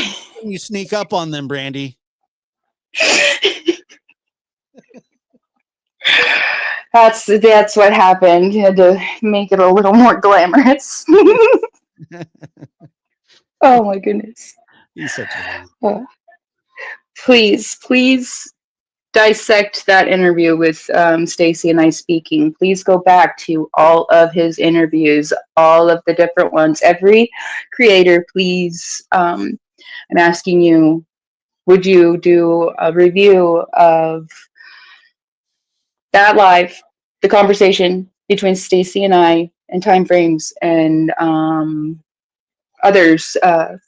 Compare his words.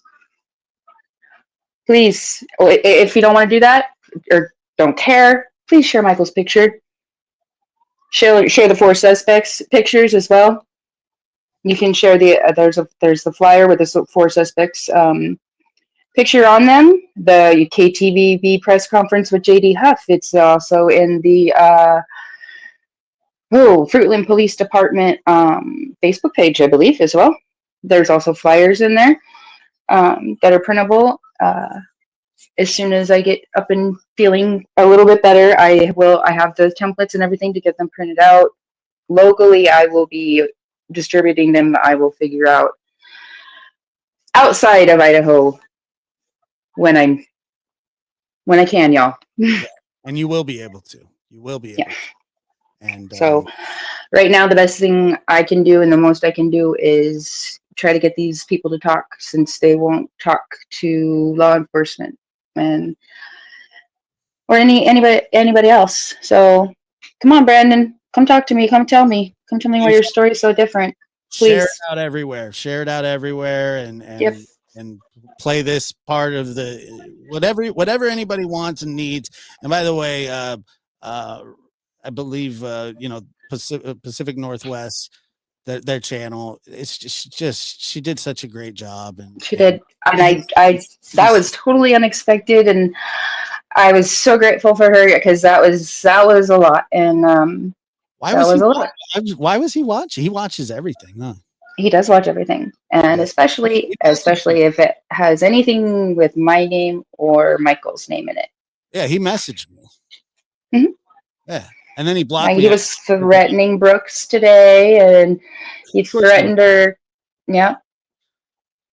Yeah, I told him. I said we're not going to stop until everybody knows that you're a suspect. And I said we'll just, and then he blocked me after that. So Yes, he's a named suspect. It's all over. It's. Yes, he is. And I don't want to hear any of this. Oh, it's wrongful accusations, wrongful this, wrongful that. Stacy Wondra was incarcerated at the time that he gave the tip to Fruitland Police Department. Fruitland Police Department came and spoke with him, as well as I believe they're the FBI and the Idaho State Police. All had conversations with him, and I heard those conversations. And, please.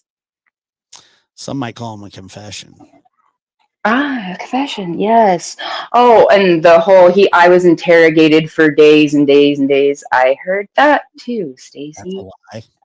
I heard all of it. I heard your interrogations and your confession. I heard all of it. I heard every last nasty, disgusting word. Yep. She's sickening. So, in Brandy, my book, yes. I Let you go. No, I thank you for coming up. And like I said, at any time, if there's any information that you want to share, or we can go over old stuff that we've done before. I'm not intimidated by him. He can threaten to sue me. I could care less. I've been threatened to be sued many times. So in his words, I have a keen sense about what I can and can't say when it comes to getting sued. I'm pretty aware of, and anybody that's ever threatened to sue me has never wanted to go to discovery ever. I didn't say that. You did. Well, like I said, welcome. If he can find a crayon and fill out a lawsuit, which is, and I'm sure he writes with his just not yellow. I can't read yellow anymore. Oh, really? Yeah, it's gone. Really?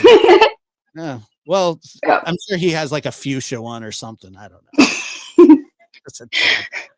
Brandy, thanks for coming up, and then thank you, Josh. And give your family. Everybody, please keep Michael in your prayers. Keep Michael and our family. We got a rough road, but we're not giving up, and we will get justice, and we will get Michael home, no matter what. And we're here with you. Thank you, everyone. Please share. Thanks, Josh. Bye. Thank you. Bye. So there it is. Just I appreciate you guys being here. I felt that this was a very necessary, and I know that a lot of people are now just learning about this case as well. So God bless everybody. I hope you have a great weekend. Merry Christmas to everybody. I'll probably see you before then. I was going to do a lab after dark. We ran over here, so we will reschedule that for tomorrow. But it has been an interesting evening. Last couple of days, especially, there are other kids out there that need, not just kids, just missing people. There are other cases out there, guys, that need to be talked about. And, Summer Wells still comes to mind. And, I know that everybody's on the Sebastian Rogers case, but there are others too, unsolved. So that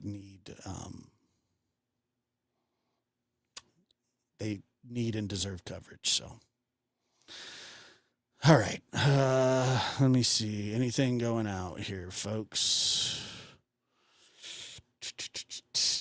Okay. I think that's about it. Let's play a little drums to send us away. Thanks for being here, guys. Appreciate it. Make sure to hit that like button on the way out. Share this out, please. Thank you, Mary. Appreciate you guys.